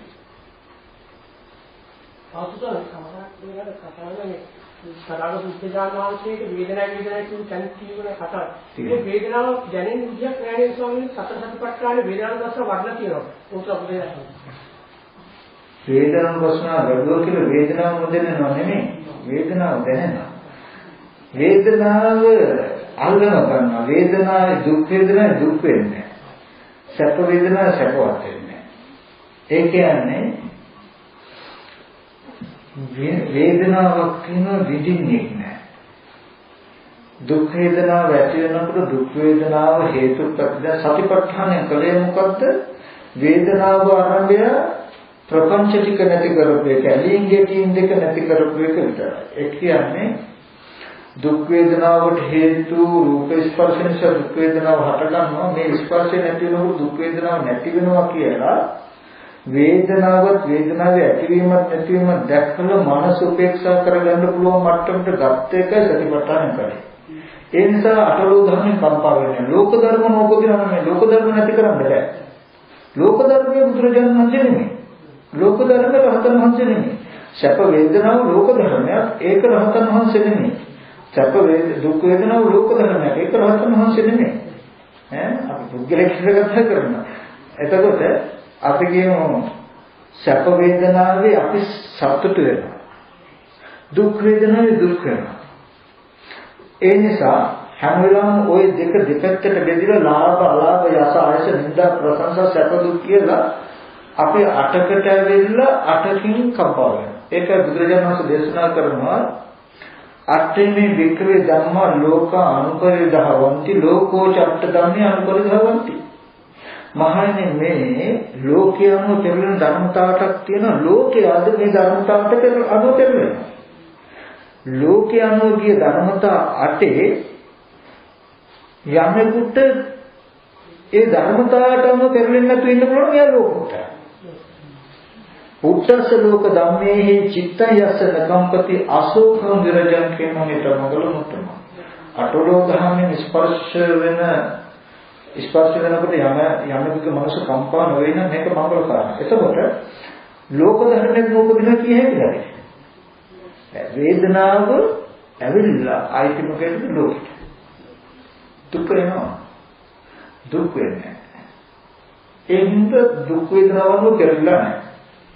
එහෙට කම්පා වෙන්නේ. දුක හේතු ප්‍රත්‍ය හේතු නැග හැටෙනවා. ඊගාවට ප්‍රශංසා කීර්ති සැපේ එනවා. ඒකද හේතු ප්‍රත්‍ය කියලා ගන්න ඇලෙන්නේ. සතුටු වෙන්නේ. උපේක්ෂා වේදනාව වෙනවා. ඒකද හේතු ප්‍රත්‍යය. හේතු නැතිව නැතිවම කියලා ගන්න එහෙද රැවටෙන්නේ. මුලා වෙන්නේ. එතකොට සැප වේදනාවේ දුක් වේදනාවේ උපේක්ෂා වේදනාවේ උපේක්ෂා. ඒ නිසා රහතන් වහන්සේට කියනවා චලංග සමන්නාගත උපේක්ඛා කියලා. අංග 6කින් නිතරම උපේක්ෂයි. ඇහෙන් රූප බලද්දී කන ශබ්ද නාසයෙන් ගන්ධ දිවෙන් රස කයෙන් ස්පර්ශ සිතෙන් ධර්මාරම්භන දකින හැම තැනකදීම මේ මානස උපේක්ෂයි. එතකොට සතිපට්ඨානේ වැඩිමෙන් කලේ මොකද්ද? ලෝක ධර්මතා 8 අනුව පෙරලෙන්නේ නැති මනසක් දාගත්තා. පෙරලෙන්නේ නැති ලෝක ධර්ම නැහැ. ඒවා හදන්නේ නැහැ. ඒ ටික හැදෙනවා අනුපදිශේද කරනවා. සෝපදිශේෂ නිබ්බාන කිව්වේ ලෝක ධර්මතා 8ක් තියෙද්දි ඒ 8 අනුව පෙරලෙන්නේ නැති මනසක් හදාගත්තාම සෝපදිශේෂ කිව්වා. ක්ලේශ කරනවා කියනවා. පහතන් මාසික කියනවා. ඒ නිසා එන දුකෙන් මිදුණා. දුක නොමුදින තත්ත්වයට පත් කරා. අනුපදිශේෂ පරිණිරවාණක ලෝක ධර්මයක් නෙමෙයි. දැන් අන්න සැප වේදනාව දුක් වේදනාව ඒ ටිකක් නැහැ. හැබැයි දකින්න ඕනේ අටලෝ ධර්මෙන් කම්පාන වන මනස හදාගත්ත කෙනාටම අටලෝ ධර්ම නිරුද්ධ කරන්න පුළුවන් මිසක. එහෙම නැත්නම් අටලෝ ධර්ම නිරුද්ධ කරන්න පුළුවන් කමක් නැහැ සර්. අටලෝ ධර්ම නිරුද්ධ බලන්න පුළුවන්. දැන් ඔය අපි නිරෝධය අල්ලන්න යනවා කියලා කියන්නේ අටලෝ ධර්ම නිරෝධය අල්ලන්න නෑ. එහෙම බෑ. අපිට පුළුවන් අටලෝ ධර්ම අනුව පෙරලෙන්නේ නැති මනස හදාගන්න පුළුවන් ඉස්සරහ. ඒකයි මම හැමදාම මතක් කරන්නේ ස්කන්ධයන්ට පටලගෙන මේක මෙව කරගන්න පරිස්සම කෙලස් ටික අදහන. ඒ නිසා තේරුණා. තවමද තියෙන ප්‍රශ්න අද නම් ටිකක් හැබැයි බුද්ධිමත් ප්‍රශ්න ටිකක් ඇවිල්ලා. හැබැයි ඒක අඩම වෙන්න එපා. නැත්නම් වෙනදට සමාධි වහන්නේ ආවගෙන ගෙදර බුදු පහසියෙන් ලොකුයි. කමන්නේ ඒ හින්දා හිතන්නේ ආවද අමතකුණා ඒ කහන්නේ.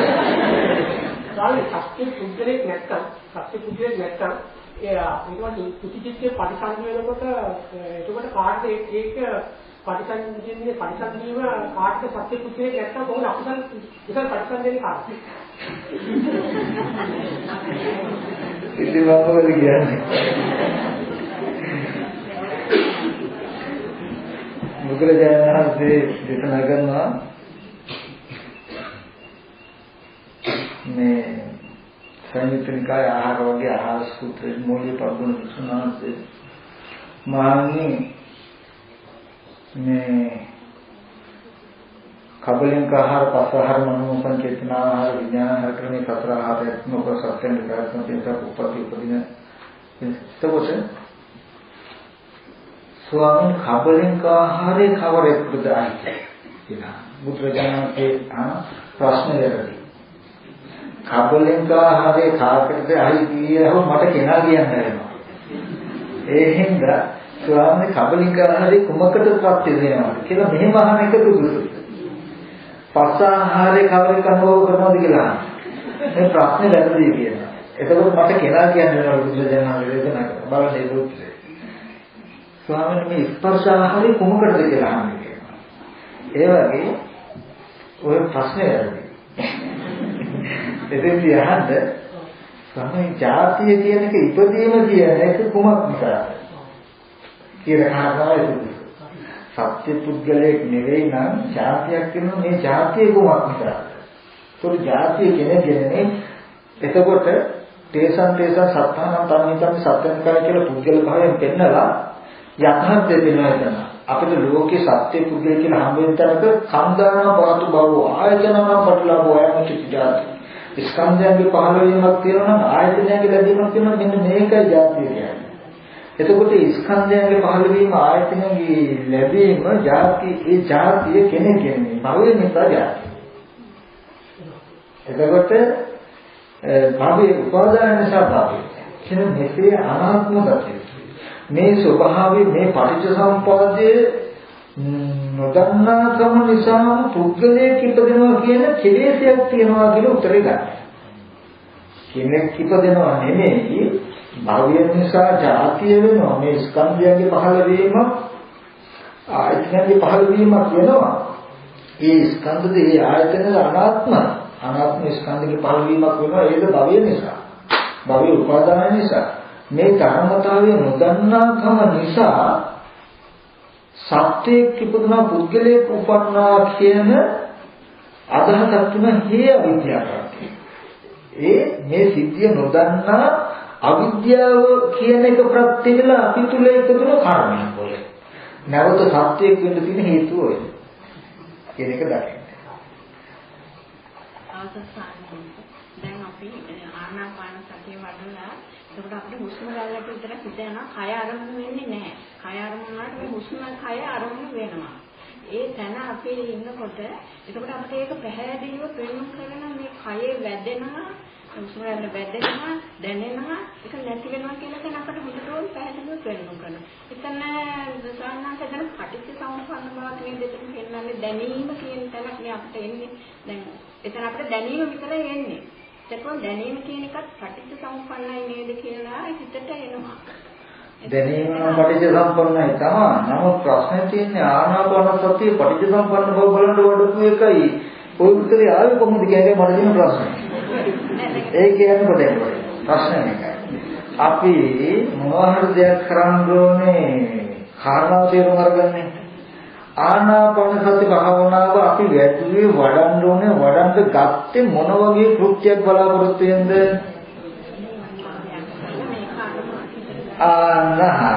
දැන් නීවරණ ධර්ම දුරු කරන්න නම් හිත එක අරමුණකට ගන්න නම් ඒ කෘත්‍ය විතරයි ඒකෙන් බලාපොරොත්තු වෙන්න ඕනේ. හරිද? දැන් උදැල්ල අරගෙන හොද්ද කෝරු ගන්න හැදුවොත් වැඩේ. ඒකින්ද හැන්දෙන් කරන වැඩේ උදව් කරගන්න උදැල්ලෙන් කරන වැඩේ වත්තට ගන්න. හැන්ද ගන්න හොද්ද කෝරු ගන්න. හරිද? ඒ හින්දා ආනාපාන සතිය ඕවමනේ කරන්න යන්න එපා. ආනාපාන සති නිමිත්ත හොඳට තබා ගන්න. ඒකෙද ඇතිවීම හුස්ම පාර නැතිවීම මම ඒකට හේතුවම ඕන මම මේ කියන ඒවා ඔක්කොම බලන්න. පරිසංවිදා මගේ ආනාපාන සති කතාවේ ආනාපාන සති 18 උපක්ලේශ ධර්මයක් තියෙනවා. ඒකෙදී ආනාපාන සති කමඨහන වැඩෙන්නේ නැති ඒක නොවැදෙන්න හේතු වෙච්ච උපක්ලේශ 18ක් තියෙනවා. 18ම තියෙන මේ අම්මා කියපු ක්‍රමයට කියන මට ඇයි අත්වාසපාපුවේ යන්නේකත් තේරෙනවා එනේකත් තේරෙනවා ඒක අනුව බලන පටිච්චසමුප්පන්න බව බලනවා කියනකොට සම්පූර්ණ ඒ සති නිමිත්ත නැතරලා ඒ අත්වාසපාපුව වාතේ නැතර.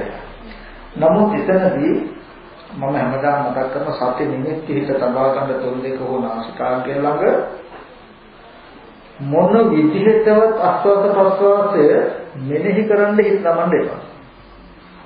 එතකොට මෙනෙහි නොකරනවා කරනවා කියන තැන වැරදින තව එක මෙනෙහි කරන එක බලන්න තැන කියනකොට කලබලයි. එතකොට මම ඒකෙදි මතක් කරන්නේ සති නිමිත්තේ ඉන්නකොට ආස්වාද ප්‍රස්වාස වෙන බව නුවණින් දැන පජානා. දීගං වා අස්සන්තෝ දීගං ආසසාමේති පජානා. නුවණින් දන්නවා. එතකොට රසං වාසන්තු රසං අස්සමිති පජානාති නෝනේ දන්න සති නිමිති තබා ගන්නවා සති නිමිති හිත තබාගෙන ආස්වාස ප්‍රස්වාසයේ නෝනේ දන්න. එහෙම සති නිමිති හිත බල භාවනා ආනාපාන සතිය වඩමින් හිතට හමු වෙන සත්පුද්ගල භාවයෙන් යුක්ත ධර්මය තියෙනවානේ. ඒ ධර්මයෙන් මෙනෙහි කරන්න. මෙනෙහි කළා ඒ නාම රූප දෙකට පටිච්ච සම්පන්න බව බලන්න. මේ ප්‍රත්‍යයෙන් හටගත් එක ප්‍රත්‍ය නැති එකක් කියලා බලන්න. ඒ නුවණ හොඳට වැඩෙනකොට කියන්නේ සිහිය හොඳට වැඩෙනකොට යම් දවසක් තියෙන හිත දියුණු වෙනකොට මුළු සත්පුද්ගල හැඟීමම සත්‍ය නිමිත්ත ළඟින්ම පහළ වෙනවා. සත්‍ය නිමිත්ත නෙමෙයි සත්‍ය නිමිත්ත ළඟින්ම පහළ වෙනවා. එකම නිමිත්ත ඉඳගෙනම ඒ ආත්ම සංඥාව විදර්ශනා කරන්න පුළුවන්. ඒද ආනාපාන සතිය අනිකක් මේ මෙනෙහි කිරීම අනිකක්මයි. නමුත් නොයෙක් අරමුණු මෙනෙහි කරන්නේ නැතුව සත්‍ය නිමිත්ත තබාගත අරමුණෙම විදර්ශනා කරන්න පුළුවන්කම එනවා. සත්‍ය නිමිත්තට හිත තබාගෙන ආනාපාන සතියට වඩනකොට සත්‍ය නිමිත්ත තේරෙන බවම පුද්ගල භාවය කියන තැනකින් එතන තියෙන ධර්මතාවය මේකයි කියන තැනට මොනවද වෙනවා. ඒකද මේ කමතරහට අදාළ දෙයක් නෙමෙයි. ඒද වෙනම විදර්ශනා. ඒකත් ඒක තැනකන් එනවා. ඒ විදිහට මෙහෙ කටයුතුයි කියන එකයි මතක් කරන්නේ. අනිත් එක තමයි මේ කමඨහම් පටල ගන්න එපා. හැම වෙලාවෙම කරන් ඉස්සෙල්ලා ඒකේ කෘත්‍ය දකින්න. වැඩේ බලන්න. දැන් ආනාපානසති කමඨහන වඩන්නේ මොකටද? චිත්ත සමතය ඇති කරගන්න. බුදු ගුණ අසුභේ මරණය වැඩි මොකටද? ඒක චිත්ත සමතය වඩන්න. ඒකෙන් ඒ වැඩේ ගන්න. ඒක කලේ මොකද? නීවරණ ධර්ම දුක. මොකටද නීවරණ ධර්ම දුක කරන්නේ? මේ වැහිලා තියෙන පාසි ටික අයින් කළේ මොකටද? වතුර බොන්න නම් දැන් බොන්න ඕනේ. ඒ වගේ නීවරණ ධර්ම ටික අයින් කළේ මොකටද? මේ විදර්ශනා ඥානයට ඉඩ ගන්න නම් දැන් ඒක නුවණින් බලන්න. එතකොට නුවණින් බැලිය යුත්තේ මොකේද? මේ සත්පුද්ගල භාවයට හම් වෙන අරමුණු වලයි අරමුණු තුලයි. තවමත් කියන ප්‍රශ්න තියෙනවා.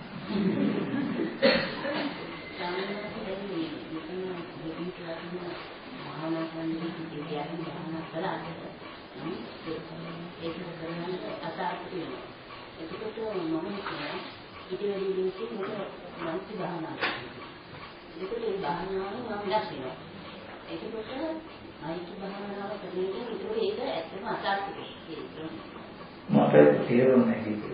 ආනාපාන සතිය අපහසු නිසා මෛත්‍රී අපහසු මම නිවේක කරනවා. ඊට පස්සේ මට ඉන්නේ හිතුවා මේක මට බලන්න බැහැ. ඒ ගමම මම හිතනවා එහෙනම් මම මෛත්‍රී භාවනාවට යනවා. මේක මෛත්‍රී භාවනාව පටන් ගන්නවා. මොකද ඒකේ මේ භාවනාවට සාර්ථක ඊට පස්සේ ප්‍රශ්නේ තියෙන්නේ මෛත්‍රී භාවනා කරනකොට ඒකෙදි කොහොමද යන්නේ මේක ලේසි නෑ මට බෑ. ඊට පස්සේ මම අසුර භාවනා කරනවා කියලා හිතුවා. මොකද නීවරණ චිත්තේ හිත සාම ලේසි නෑ එකක්වත්. එකක් වෙලා කරන් තියෙන්නේ එකක් මට බෑ. අන්තිමට ගියාම නෑ මේ හිතපු විදිහට මෙන්න කියලා උත්තරේ. ඒ හින්දා බෑ තමයි. නමුත් චිත්තම් බග්ගන්න හතිපදා හිත දැඩි කරගන්නවා. නෑ මම කොහොම හරි ඉන්න උත්සාහවත් වෙනවා. ඒක සතර නිමිති එක තබන උත්සාහවත් වෙනවා. වීර්යය කියන්නේ ඒක. බෑ. බෑ නම් හානිකාරීට. එහෙම නෙමෙයි. නිදිමතයි. එහෙනම් බුද්ධිය ගන්න. ඒක වීර්යය නෙමෙයි. එහෙනම් වීර්යය කියන්නේ බැරි නෑ පුළුවන්. නිදිමතයි. ඒක නෑ නිදිමත නෙමෙයි නැගිටිය යුතුයි. ඒක ටිකක් අනිත් පැත්තේ ඉන්න ඕනේ.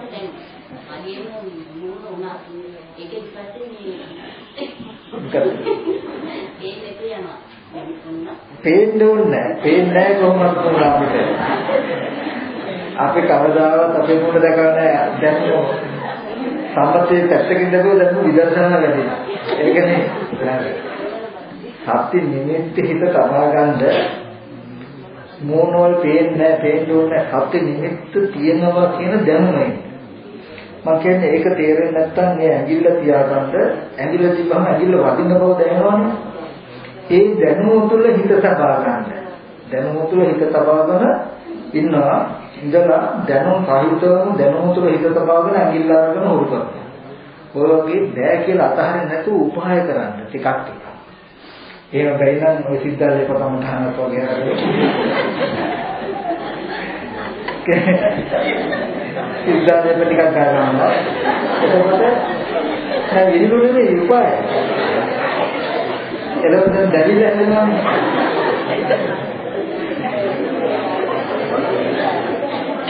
එළවෙන දැවිලා හැදෙනකොට හොඳට හිත හුරු කරනවා මේ දැවිල්ල තියෙන තැන හිත තබාගෙන. ඒ කියන්නේ දැවිල්ල දැනන එක හිත තබාගෙන මේ උපාය.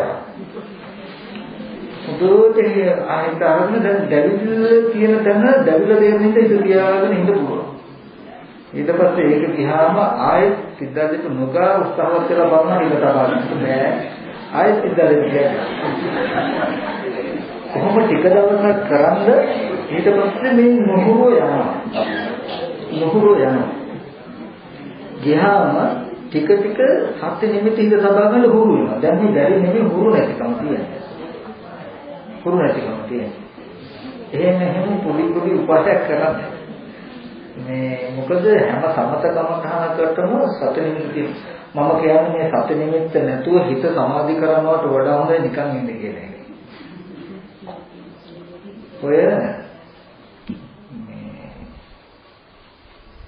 පෘථිවියේ තියෙන ගුරුත්වාකර්ෂණයෙන් උඩ අහසේ තියෙනවානේ ඔය එක සැටලයිට් චන්ද්‍රිකා කියලා. එතකොට දැන් ඒව මොනවා හරි කැඩුනහම ඒව අලුත් වැඩිය කරන්න යනවා මිනිස්සු. ඒ යානවල අලුත් වැඩිය කරන්න ගියාම හොඳට යානේ වටේ මොනවා හරි තියෙනවා නම් අලුත් වැඩිය කරන්න ඉස්සෙල්ලා ඉන්නට පටි දාගෙන යානේ කෙරවලක් කම්බිය ධම්මවල බැඳලා තමයි යන්නේ. බැරි වෙලාවක් ගැලවුණොත් හරියට පිළිපිලි මොහොත වලට ගහගෙන ගියා මොහොතේ වගේ පාවි ඈතින් යනවා. අනිත් අය තමන් මෙයා දිහා බලාගෙන ඉඳි මෙයාට අනිත් අය දිහා බලාගෙන ඉඳි යනවා. මොකද දැන් 11 දෙනෙක් ගිහිල්ලා තියෙනවා. හරියට මම කියන්නේ හැදී හරියට බැඳුමක් නැතුව මේ යානේ පිළිසකර කරන්න ගිහිල්ලා ඊරඹවතට ගහගෙන ගිය මිනිස්සය සති නිමිත්තක් නැතුව හිත සමාධි කරලා පිටු වෙන මිනිස්සය අතර වෙනසක් නැහැ කියලා මම කියන්නේ. මේ සති නිමිත්ත නැතිනම් එයා හරියට ඊරඹවතට ගහගෙන ගියා කෙනා වගේ තමයි. අරුණුන්ට යන මිසක ඊට හිතන තැනක් නැහැ. මේ මට්ටම නෙමෙයි නීවරණ ධර්මයේ දුර වෙච්ච දවසකදී දුර වෙච්ච වෙලාවට අරමුණු පහළ වෙන්නේ ඇස් ඉදිරි පිටින්. මේ ඉදිරි පිටින් කෙනෙකුට ඊට අනුගත නොවි ඉන්නවා කියන එක කවදාවත් වෙන්නේ නැහැ මේ සති නිමිත්තාදී ධර්මයක් වුණ නොකල මනසට. ඊට පස්සේ එයා අරමුණෙන් ගිහිල්ලා විනාශම් වෙනවා මිසක පිස්සෙහෙදලා කියන එක බොරුවක් නෙමෙයි. එතකොට මම කියන්නේ ඒකයි මේ වගේ හිත හොඳට කීකරු තමන්ගේ යටතේ තමන්ගේ සන්තකේ තියාගන්න මට්ටමට හුරු නොකර නිවරණ ධර්ම දුර වෙන කමතන මානසිකාර වල කරන්න පුළුවන්. බැරි වෙලා හරි නිවරණ ධර්ම දුර වුණොත් එයා ඇත්තටම සිත් කියලා නතර වෙනවා.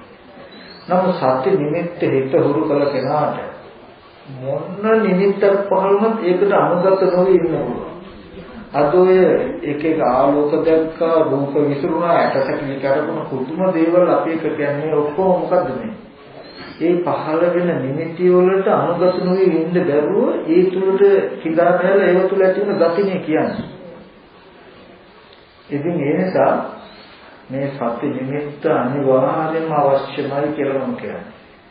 මොකද අද මේ පේන මට්ටම නෙමෙයි ඕගලන්ට ඒ හිතේ ස්වභාවය තමයි යටිහිතක හරි අපිට උඩින් දෙන්න මට්ටමක් නෑ යටිහිතක හරි ගතියක් තියෙනවා ටක්ගල එක පේනවා රූපේ. අපිට දැනෙන මට්ටමක් ඇත්තෙම නෑ අපිට එහෙම එකක් හිතුවා කියලාවත් තේරෙන්නේ. මේ අපේම මානසික සද්දය ඇහෙන්නේ හරියට බාහිර කෙනෙක් කෑ ගැහුවා වගේ. බාහිරින් දැන් තව අමනුෂ්‍ය කෑ ගන්නවා වගේ. එතකොට මේ හිතේ ගතියම තේරුම් නොගෙන හිටියෝ ඕගොල්ලෝ දෙපාරක් නැතුව දුවනවා. ඊගාවට දැන් හිත නැති මල කඳක් එහෙම ආවොත් ඇස් ඉදිරියට මෙහෙම ඕගොල්ලන්ට තේරෙන්නේ නැහැ මේ චිත්තජ රූප කියලා වෙලාවට. එනකොට බය වෙන්නේ දැන් ඕගොල්ලන්ගේ ඇස් ඉදිරියට ගාවොත් මොකද වෙන්නේ? බය වෙනවා. දැන් බය වෙනවා කියන්නේ එදාට බය වෙනවමයි. අදට ඕගොල්ලන්ට ඇස් ඉදිරියට එහෙම වගේ අරමුණක් එද්දිත් ඒකට අනුගත නොවි සතුටෙම තින්න පුළුවන් තරම් හරියක් අද තිබුණොත් දැනගන්න අන්න ඒ තමයි සමාධිගත කීකරු චිත්තයේ ලක්ෂණ. ඕනෝ බියජන කාරණාවතාවත් ඊට අනුගත නොවි ඕනනම් ඒක හිත නමන්න පුළුවන් ඕනනම් හිත නොනමන්න පුළුවන් හිත නොනමම තමයි බය වෙන්නේවත් සතුට වෙන්නේවත් නැති විදිහට හිත තබා ගන්න පුළුවන් ඒ මට්ටමට තිබුණොත් විතර නීවරණ ධර්ම දුරු වෙච්ච දවසට නැවෙන මනෝචිත්ත වලත් ඇලෙන්නේ ගැටෙන්නේ නැතුව ඉන්න පුළුවන් මේ අභිභායතන කියලා කොටසක් තියෙනවා අරක මැඩ යයි කියන්නේ ධ්‍යානයෙන් සුවර්ණෝද දුවර්ණෝද නොයේ රූප පේනවා එදාට රූප මඩින්න කොහොමද රූප අපිව මඩිනවට හිත සති නිමිත්තක නොතිබුණොත් ඒ රූප යෝගියව මඩින්න ඉස්සෙල් යෝගියට ඒව මඩින්න බෑ ඒ නිසා සති නිමිත්ත බෑ කියලා නෑ පුරුදු වෙන්න වෙනවා ඒ ආමුදුනේ මේ අමතය හරියට වඩා නැතුව විදර්ශනාව කියන්නේ හොඳ නෑ කියන එකද නෑ එහෙම නෙමෙයි මම කිව්වේ සමතය කියන එක නියම විදිහට සමතයක් වෙන්න ඕන කියන එක ඒ කිව්වේ සමතය කියන්නේ චිත්ත ඒකාග්‍රතාවයේ තමන් යටතේ තමන්ගේ අරගෙනතු කීකරුව තියෙන්න ඕනේ කියලා මම හැමෝටම කියන්නේ. සිත කියන එක තමන්ගේ පාලනයට නතු වෙලා තියෙන්න ඕනේ. එයාටද ඔහේ වෙන්න වලේ එකඟ වෙනව නේද? නැත්තම් නැහැ කියන කෙනෙක් නෙමෙයි. මට හිතුනොත් ඕනේ නම් මට පුළුවන් මේ අරමුණට හිත නඟුරු කරලා අරමුණේ තියෙන ගත ස්වභාවයන්ට අනුගත වෙන්න.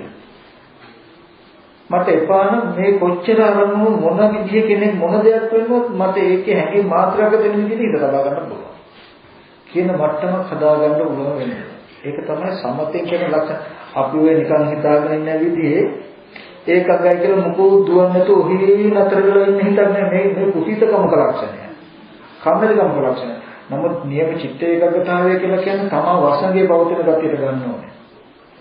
කිසිම වෙලාවක කවුරු හරි කෙනෙක් ඇවිල්ලා අසත්‍ය වචන නොඒක වචන බයිනු වචන මාත්‍රක තැන නැති විදිහට ඒකට හිත නැමෙන්නේ නැති විදිහටම සාහිත තබාගෙන බොහොම ස්තුති මහත්මයා කියන තරම් පුළුවන් මට්ටමට මේ සම්මුතිය අපි ගෙනල්ලා තියෙනවා විදර්ශනාව නෙමෙයි මේ සත්‍ය නිමිත්ත නැත්තම් ඉත සද්දේට අපි අනුගත නොවි ඉන්නවා කියන එක ලේසි නෑ එතකොට ඒක අපිට දුක් පීඩාවක් දෙන වචන ටිකක් වෙනවා කියන එක ඉබේමයි වෙන්නේ ඒකට නැඹුරුම ඒක ඇත්ත වෙනවා. එතකොට ඒක දුකක් වෙනවා.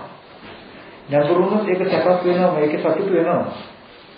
මේ වගේ උපේක්ෂාවේ ඉන්න පුළුවන් කම ඒක රාජවිරාග චිත්ත විමුක්ති කියන්නේ ඇලෙන ගැටෙන දෙක නතර කරන්න මේ සමතේට පුළුවන්. ඊට පස්සේ ඒ ඇලෙන ගැටෙන දෙක ඇති කරපු තැන ඇත්ත දකින්න නුවණ දිහා හදලා දෙනවා දිනුනොත්.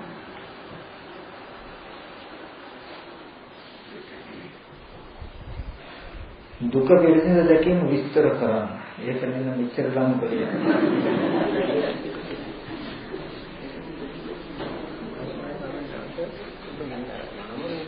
ඒක ස්කාරණදී අන්නත් වේදනා සංඥා සංකාර විඤ්ඤාණ. තව එකක් තියෙනවා වේදනා සංඥා පස්ස මනසිකාරය.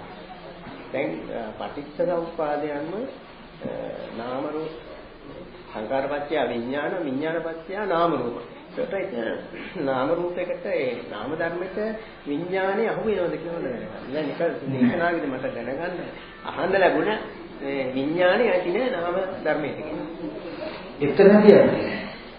එතනදී ඇති නැති වුණාට හැමතැනදීම විඥානේ නාම ධර්ම වලට ඇති නැතුව නෙමෙයි. මේ පරියායය ඇති නෑ. වේදනා සංඥා සංඛාර විඥාන කියන ටික නාමයි. දැන් විඥානපච්චය නාම රූපං කියනකොට විඥානය නිසා නාම ධර්මයි කියනකොට සිත හේතුයි නාම ධර්ම ප්‍රත්‍ය ඵලයක්. එතකොට මෙතනදී වේදනා සංඥා චේතනා පස්සෝ මනසකාරෝ කියන ටික විස්තර කොට යුතුයි මිසක ඒ සිතේ තියෙන gati ටිකයි රූපයයි හඳුන්වනවා මිසක මේ නාම රූප කියලා. එතකොට සිතේ තියෙන gati ටිකයි රූපය හඳුන්වනකොට සිතේ තියෙන gati ටික සිතයි කිව්වොත් හරියද? සිතේ තියෙන gati ටික. එතකොට සිත නිසායි සිතේ තියෙන gati ටිකයි මේ රූපයයි පවතින්නේ. සිතේ තියෙන gati ටික මේ රූපය නිසා මේ සිත පවතින්නේ. කියලා විඥාන නිසා නාම රූප නිසා විඥාන කියලා. එතනදී ඒ පරියායදී එක එක පරියාය කියන ක්‍රම එක එක න්‍යාය. ඒ න්‍යායදී මේ සිත නිසා විඥාන නිසා නාම රූප වෙනකොට මෙතනදී නාම කියන ටිකට විඥානේ ගන්නෙ නැහැ. ගන්න එපා. ඒකයි පෙරේට නන්නේ නැහැ. එහෙම වෙන්නේ නැහැ. අපි පරියාය දැක්කේ දැන් සබ්බේ සංඛාරා අනිච්ච කියලා කිව්වොත් සබ්බේ කියලා දැම්මම නිෂ්පර්යාය. ආයේ ඔක්කොම සංස්කාර. අපි අවිද්‍යාව පත්‍ය සංස්කාර. දැන් මේ කියන්නේ අවිද්‍යාවෙන් හටගත්තු සංස්කාරය ගැන විතරයි. සියලුම සංස්කාර ඥාන පරියාය. පරියාය කියන්නේ එක ප්‍රදේශයකින් කියන්නේ. අවිද්‍යාව පත්‍ය සංස්කාර දැන් නම් කළානේ. දැන් මෙතනදී විස්තර කරන්නේ අවිද්‍යාවෙන් හටගන්න සංස්කාරය ගැන මිසක සියලු සංස්කාරය නෙමෙයි. එතකොට අන්න ඒ වගේ. සබ්දේ කියලා ගත්තාම පරියාය නිෂ්පර්යායයි හැමතැනකදීම. එතකොට මෙතනදී අවිද්‍යාව පත්‍ය සංස්කාර කරන දැන් මේ පරියායයි. ඒ වගේ නිෂ්පර්යායෙන් ගත්තාම වේදනා සංඥා සංකාර විඥාන ඔක්කොම නාමයි කියලා ගන්නවා. දැන් පරියායකදී විඥාන පත්‍ය නාම රූප කියන මේක ක්‍රමයක් මේ නාම ධර්ම ටික පෙන්වන්නේ විඥාන ප්‍රත්‍යයෙන් වෙන නාම ධර්ම. විඥානයේ නාම ධර්මයක් තමයි. නමුත් විඥාන නැමැති නාම ධර්මයක් මුල් වෙලා ඇති වෙන නාම ධර්මයි රූපයි කියන ටික මොකද්ද කියලා නියහන. එතකොට ඒ සිතේ තියෙන gati ටිකයි රූපයේ පෙනෙන්නේ යුතු. මිසක සිත නොපෙනෙන්නේ යුතු. එතකොට සංස්කාර සංකාර කියන එකට කියන්නේ සංස්කාර කියන්නේ සංඛාර කියන්නේ කොහොමද? සංඛාර කියන්නේ රැස් වෙන ප්‍රත්‍යයෙන් හටගන්න එක. සංස්කාර කියන්නේ සංස්කෘතිය. වචනයක් විතරයි. දුක කෙරෙහිව දාන්නේ. හොඳට ඉදිකට කරනකොට හරියන්නේ අරගෙන එනගත්තාම හොඳට දේශන දුකේ දාන. එතකොට දුක පිළිබඳව දකින්න ඕන. දුක පිළිසඳ දකින්නවා කියලා කියනකොට මෙතනදී විශාල අර්ථයක් තියෙනවා, විශාල ප්‍රභේදයක් තියෙනවා. එක එක විදිහකට දුක පිළිසඳ දකින්න ක්‍රම තියෙනවා. එක දුක පිළිසඳ දකින්නවා කියලා කියනකොට ඉපදෙනවා, ලෙඩ වෙනවා, මරනවා, මහලු වෙනවා කියලා හිතන එක කරන්නේ. ඒ කියන්නේ ඊගාවට දුක පිළිසඳ දකින්නවා කියලා කියන්නේ දුක් සහගත වේදනාවකමත් නෙමෙයි. දුක් සහගත වේදනාවේ සැප වේදනාවේ දෙකේම දුක කියන එක පිළිසින් දකින්න පුළුවන්කම දුක දකින්න පුළුවන්කම තියෙනවා. තවපැත්තකට දුක පිළිසින් දකින්නවා කියලා කියනකොට ඕගලන්ට මව්මල දුක ඇති වෙච්ච තැන, මව්මල දුක එන තැන හොඳට පවතින යථාභූත ස්වභාවය බලන්න. මේ තමයි දුක පිළිසින් දකින්න. ඕගලන්ට පියාමල දුක එනවා නම් ඒ දුක එන තැන තියෙන ධර්මතාව ටික හොඳට බලන්න. මේ තමයි දුක පිළිසින් දකින්න. ඔයගොල්ලන්ට දරුවමල දුක එන තැන තියෙනවා නම් ඒ දරුවමල දුක හොඳට පිළිසිඳ දකින්න. එතන තියෙන රූපේ බලන්න, රූපේ තත්ත්ව ටික බලන්න, නාම ධර්ම ටික බලන්න, ඒක තියෙන තත්ත්ව ටික බලන්න. ඒ නාම රූප ධර්ම නොදන්නා කම නිසා තමන් තුළ ඇතිවෙන තියෙන සංයෝජන දිහා බලන්න. එතකොට මෙන්න මේ නිසා නේද අපිට දුක ඇවිල්ලා තියෙන්නේ කියලා දකින්න. දුක කියන එක පිළිසිඳ දකින්න ගියොත් ඕගොල්ලන්ට රූප වේදනා සංඥා සංකාර විඥාන කියලා උපාදාන වශයෙන් මම මගේ කියලා ගත්ත ස්කන්ධ පංචකයක් නේද මෙතන තියෙන්නේ කියලා අවබෝධය. ඒකට ඊට පස්සේ ජාතිය ස්වභාව, ජරාව ස්වභාව, ව්‍යාධි මරණය ස්වභාව කොට ඇති ධර්මයක් නේද කියන උත්තරයක්. ඇයි? ජාති ජරා මරණ කියලා කියන්නේ මේ රූපය ආරම්භය යම් කිසි කෙනෙක් මේ රූපේ උපකාරය අපි තුන රාග දේශ මොහ ඇති කරන් රාග දේශ මොහ නිසා ජරා මරණ පහකට සසරට වැටෙනවා. සසර ඉපදිලා ජරා මරණ දුකට වැටෙන්න හේතුනේ කෙලෙස් ටික ඇති වෙන්න හේතුව මේ රූපේ. එහෙනම් මේ රූපේ හරියට ජරා මරණ ගෙනත් දෙන්නෙක් වගේ කියලා ඔයගොල්ලෝ බලන්න පුළුවන්. ඒකවල සැප වේදනාවේ, දුක් වේදනාවේ, උපේක්ෂා වේදනාවේ දුක දකින්න පුළුවන්. දුක් වේදනාවට වඩා සැප වේදනාව විශාල හතුරුකමක් කරනවා ඔයගොල්ලෝ දුකට දාන්න කියලා. දුක් වේදනාව බහුලව දැනෙන, දුක බහුලව දැනෙයි සැප වේදනාව. ඇයි? සැප වේදනාව රාග, ද්වේෂ, මෝහ කියන තුනම ඇති කරන හේතුව. එතකොට මේ හේතුයෙන් අවීචී අපාය කල්ප ගණන් දුක් විඳින අකුසල කරවන්න පුළුවන්. සැප වේදනාව කරගෙන. ඒ අපාය කල්ප ගණන් විඳින දුකට හේතුව මොකද්ද? සැප වේදනාව. අර කිව්ව මොකද? කල්ප ගණන් විඳින දුකට හේතුව රාග, ද්වේෂ, මෝහ කෙලෙස්. කෙලෙස් ටික ඇති කරන හේතු මේ සැප වේදනාව. ඒ නිසා එහෙම සැප වේදනාව ඍජුව නැතිනකොට වක්‍රාකාරව අපුව හතුරෙකුට හතුරෙක් හතුරකට කරන කටයුත්ත කරනව නේද මේ සැප වේදනාව කියන කාරණාව දකින්න පුළුවන්. එතකොටයි සැපේ දුක දකිනකොටයි කලකිරෙන්නේ. අනේ වගේ ඒ විදිහට නොවේ මෙහෙකට දුක එන ආරම්භයේ පවතින යථා ස්වභාවය දකින්න ඒ ස්කන්ධය තමාතුල රාග දේශ මොහ ඇති කරලා ජරා මරණ දුක ගෙනත් දෙන්න පෙරබිලා තියෙන්නේ කියලා දකින්න. එතකොට ඒ නිසා ඒ ස්කන්ධය ජාති ජරා මරණ ශෝක පරිදේව ස්වභාව කොට ඇති ධර්මයේ මේ වගේ දුක ගෙනත් දෙන්න පුළුවන් ධර්මයේ හතුරෙකුට කරන වගේ මම මේ රූපය අපිට කරනවා.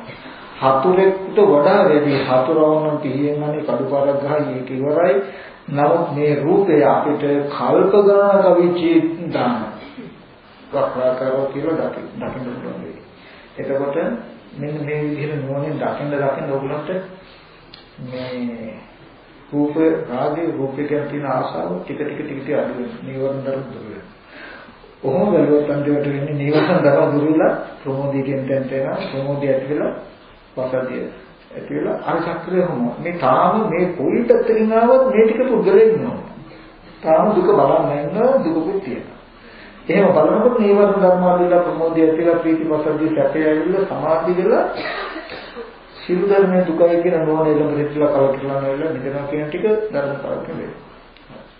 දැන් එතකොට ඒ ප්‍රශ්නේ හරි දැන් මට ලැබිලා තියෙන කාල වේලාවත් හරි ඒ කියන්නේ තුනම මාත් අවසන් කරන්න කියලා තමයි මට මේ දීලා තියෙන්නේ. ඊට පස්සේ 4 වෙනකන් ඊළඟට තියෙනවලු 4ට දුර බැහැර ඉඳලා ආපු කට්ටිය යනවා කියලා සිල් සමාදන් සිල් පවාරණ කළා යන්න තියෙනවා කියලා.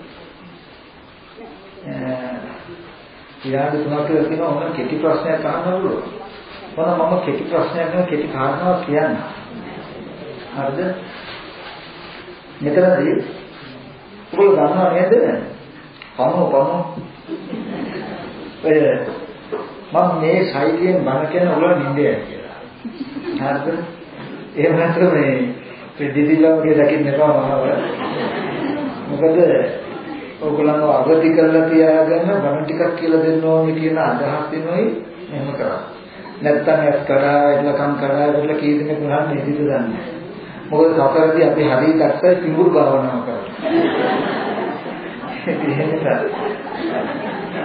මේ සමනල් මේ පමු ඔය ගස්වලින් එකකවට පමු වටෙන. ඊට පස්සේ පමුව කියන සතා දිහා බලනද ඔයගොල්ලෝ පමුවේ කිහිම අතට අරගෙන අතේ තියාගන්න තුරු කරගන්න කැමති අරද? අපිට එන්නේ. එතකොට පමුව ඉතින් ඇවිත් හිමින් යනවා.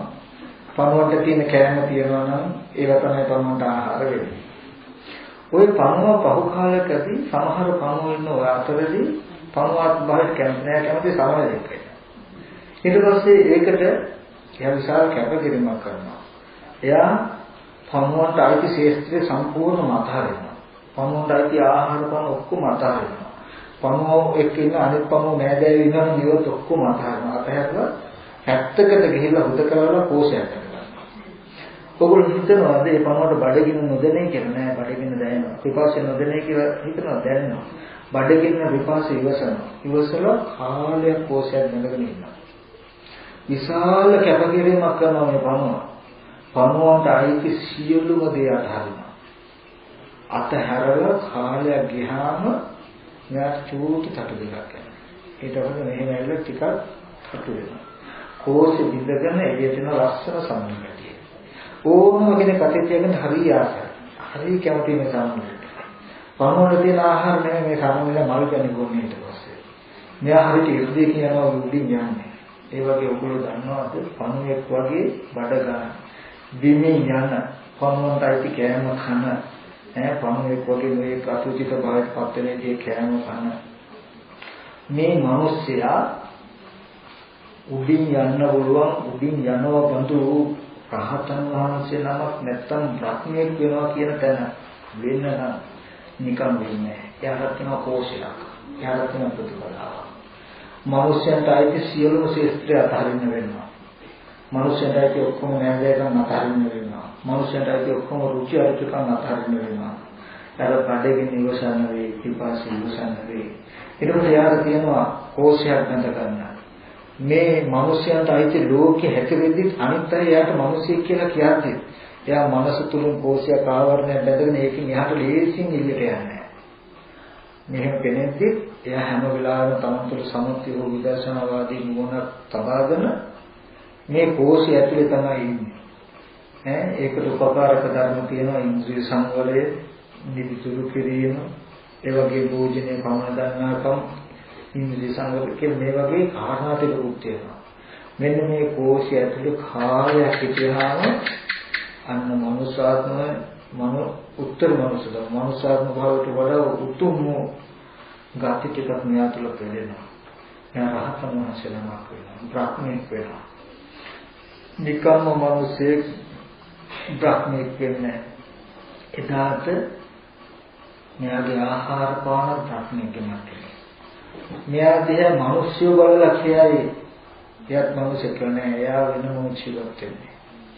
එයා අර සම්මනලියා වගේ මිනිස්යන්ගෙන් තුලම ඉපදිලා පහළ වෙලා මනුස්ස මට්ටමට නිදිලා 100,000 ගුණයකින් තමන් ලැබපු ජීවිතයේ නාත්මභාවයෙන් සතුට වෙනවා. හැම වෙලාවෙම ප්‍රීතියෙන් සැපින් යුක්ත මානසික මට්ටමට එනවා. ඉතින් මට මතක් කරන්න තියෙන්නේ ඒ පණුවන්ට අයිති කෑම කකා හිටියනම් ඇවිද කවදාවත් සමාධියක් වෙන්නේ නැහැ. ඒ පණුවට ඉස්සෙල්ලාම වෙන්න උනා මොකද්ද? තමන්ගේ වර්ගය අතහරින්න, තමන්ගේ රුචි ශේත්‍රය ඔක්කොම අතහරින්න. ඒ වගේ ඕගොල්ලෝ නෑදෑකම් දීති නෑදෑ අතර ගැටෙමින් හැප්පෙමින් දබුදු බල අතර කර මේ ගුඩේ හැපි හැමදාම මිනිස්සු. කයින් ඒ ටික කරන්නේ මම කියන්නේ කෝෂයක් බඳ ගන්න ඕගොල්ලෝ. පණුව සම්බන්ධ කෝෂයක් බඳගත්තා වගේ මේ කෝෂයේ තියෙන සම්පූර්ණ මනසහාරය. ලෝකයේ කටයුතු කරන හම්බ වෙන ක්ෂේත්‍රය තුලම ඉන්නේ අපි කෝෂෙන් එළියට යන්නේ නැහැ. ඉබ්බා කබලෙහි අවයවටික බහගත්තා වගේ අපේ මනසෙන් යම් කෝෂයක් හදාගෙන ලෝකේ අනිත්‍ය මේ අරමුණු මත වැටිලා ඇලිලා ඉන්නකොට තමන් පුළුවන් තරම් උත්සාහවත් වෙන්න මේ කෝෂය තුල ඉඳගෙන ජීවත් වෙන්න.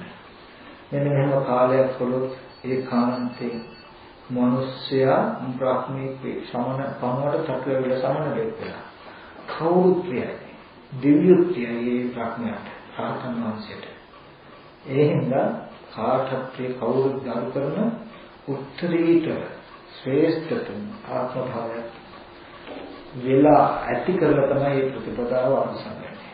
ඒ නිසා ඒ බව මතක තියාගෙන හැමදෙනාම මේ ලබන මේ ජීවිතයේ